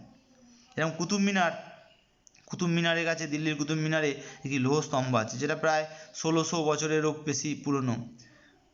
সেটাকে এখন পর্যন্ত গুপ্ত যুগে তৈরি হয়েছে, সেটা এখনও পর্যন্ত মরচে নাই। তার মানে সেটা বলা হয় নাকি, সেটা যদি কেউ একবার জড়িয়ে ধরতে পারে, জড়িয়ে ধরে যদি সে তার স্বপ্ন যা আছে, ইচ্ছা যদি চায়, তাহলে কিন্তু সে তার সব নাকি স্বপ্ন পূরণ হয়, মানে যে ধরাই যাবে না আর কি, ব্যাপারটা এই জন্যই বলা হয়। এটা তখনকার দিনে কিন্তু দেখো, আগেকার দিনে ভারতীয়রা কিন্তু ধাতুবিদ্যায় খুব পারদর্শী ছিল, ওই জন্য উন্নত মানের ইস্পাত তৈরি করেছিল, যেটা এখন পর্যন্ত মরচে লাগেনি। গুপ্ত যুগে তৈরি হয়েছে, মানে বুঝতে পারছো, বহুদিন আগে। এখন এবারে আমরা এসব ধাতু ক্ষয় কি শুধু লোহারই হয়, আর কারো হয় না? ধাতু ক্ষয় লোহা ছাড়াও অ্যালুমিনিয়ামের হতে পারে, কপারের হতে পারে। অ্যালুমিনিয়াম এবং কপারের ক্ষেত্রে, ধরো অ্যালুমিনিয়ামকে বলি আমরা সেলফ প্রোটেক্টিভ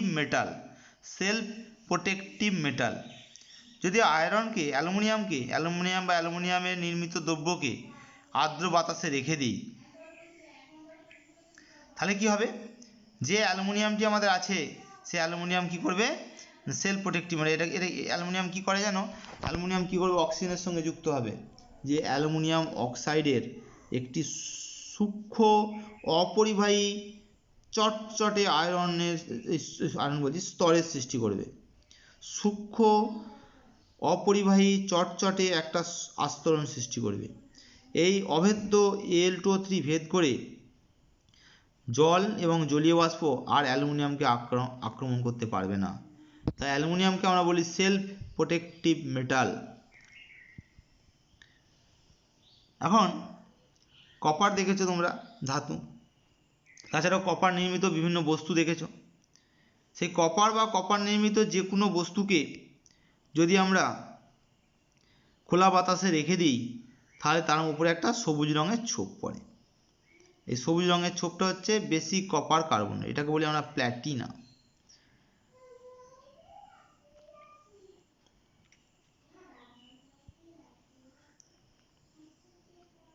দেখো যে বিক্রিয়াগুলো দেখাচ্ছি আমি, ভালো করে দেখবে।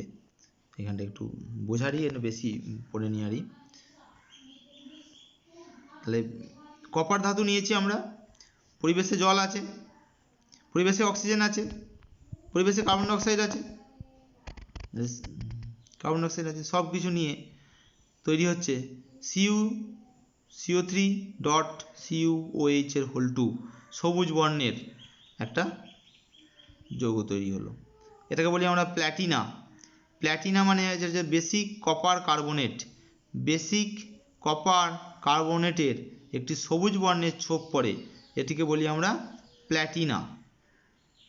তাহলে এই যে ছোপটা পড়লো এর ফলে কিন্তু কপার দ্রব্যটা নষ্ট হয়ে গেল, আস্তে আস্তে কপারের তার যে ঔজ্জ্বল্যতা নষ্ট হয়ে যাবে, সেটা ক্ষয়ে যাবে, বিষক্রিয়া হয়ে যাবে। যেমন ধরো বলছে আমরা ধরো চাটনি খাচ্ছি, চাটনি খাওয়ার ইচ্ছা গেছে অ্যালুমিনিয়ামের ফয়েলে বা জিঙ্কের ফয়েল, জিঙ্কের পাত্রে বা কপারের পাত্রে, তামার পাত্রে, খাওয়াটা কি উচিত? না, উচিত নয়। কেন জানো? চাটনির মধ্যে চাটনিতে টক মানে আম্লিক পদার্থ থাকে, সে কাটা ফল সবই রসযুক্ত, মানে খাওয়া উচিত নয়। যে আম্লিক পদার্থ থাকে, আম্লিক পদার্থ, আম্লিক সাধারণত অ্যাসিডিক অ্যাসিড ধরে নাও, অ্যাসিডিক অ্যাসিডের সঙ্গে অ্যালুমিনিয়াম বা জিঙ্ক যার পাত্রই খায় না তার সঙ্গে বিক্রিয়া করবে, বিক্রিয়া করে কি করবে না, জিঙ্ক হলে জিঙ্ক অ্যাসিটেট, অ্যালুমিনিয়াম হলে অ্যালুমিনিয়াম অ্যাসিটেট তৈরি করবে। এগুলো আমাদের পেটে চলে যাবে খাবারের সঙ্গে, পেটে গিয়ে আমাদের কিন্তু নানা রকমের রোগ সৃষ্টি করবে। আবার যদি আমরা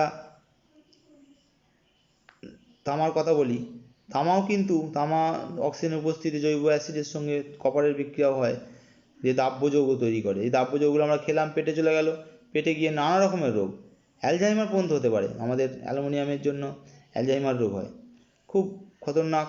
তাই এই সব পদার্থ ব্যবহার করার আগে ভালো করে পরিষ্কার করে তবেই এই পাত্রগুলোকে কিন্তু আমাদের ব্যবহার করা উচিত। সবুজ ছোপ যেন না থাকে, সেই সবুজ ছোপকে পরিষ্কার করে তবেই পাত্র আমরা ব্যবহার করব। এখন এই চ্যাপ্টারের এখান পর্যন্তই আলোচনা। আমি এর পরের দিনে কোশ্চেন দিয়ে দেবো। কোশ্চেনটা পাওয়ার পরে তোমরা সেই কোশ্চেনগুলো একটু আলোচনা করবে, নিজেরা কোশ্চেনগুলো লিখবে, তার যেটা আটকাবে আমায় বলবে, অবশ্যই আমি কোশ্চেনগুলো উত্তরগুলো বলে দেওয়ার চেষ্টা করব। আমি দেখছি এই চ্যাপ্টারের একটা নোটও আমি তোমাদেরকে দিয়ে দেবো, দিয়ে তোমরা কিন্তু পেয়ে যাবে নোটটা।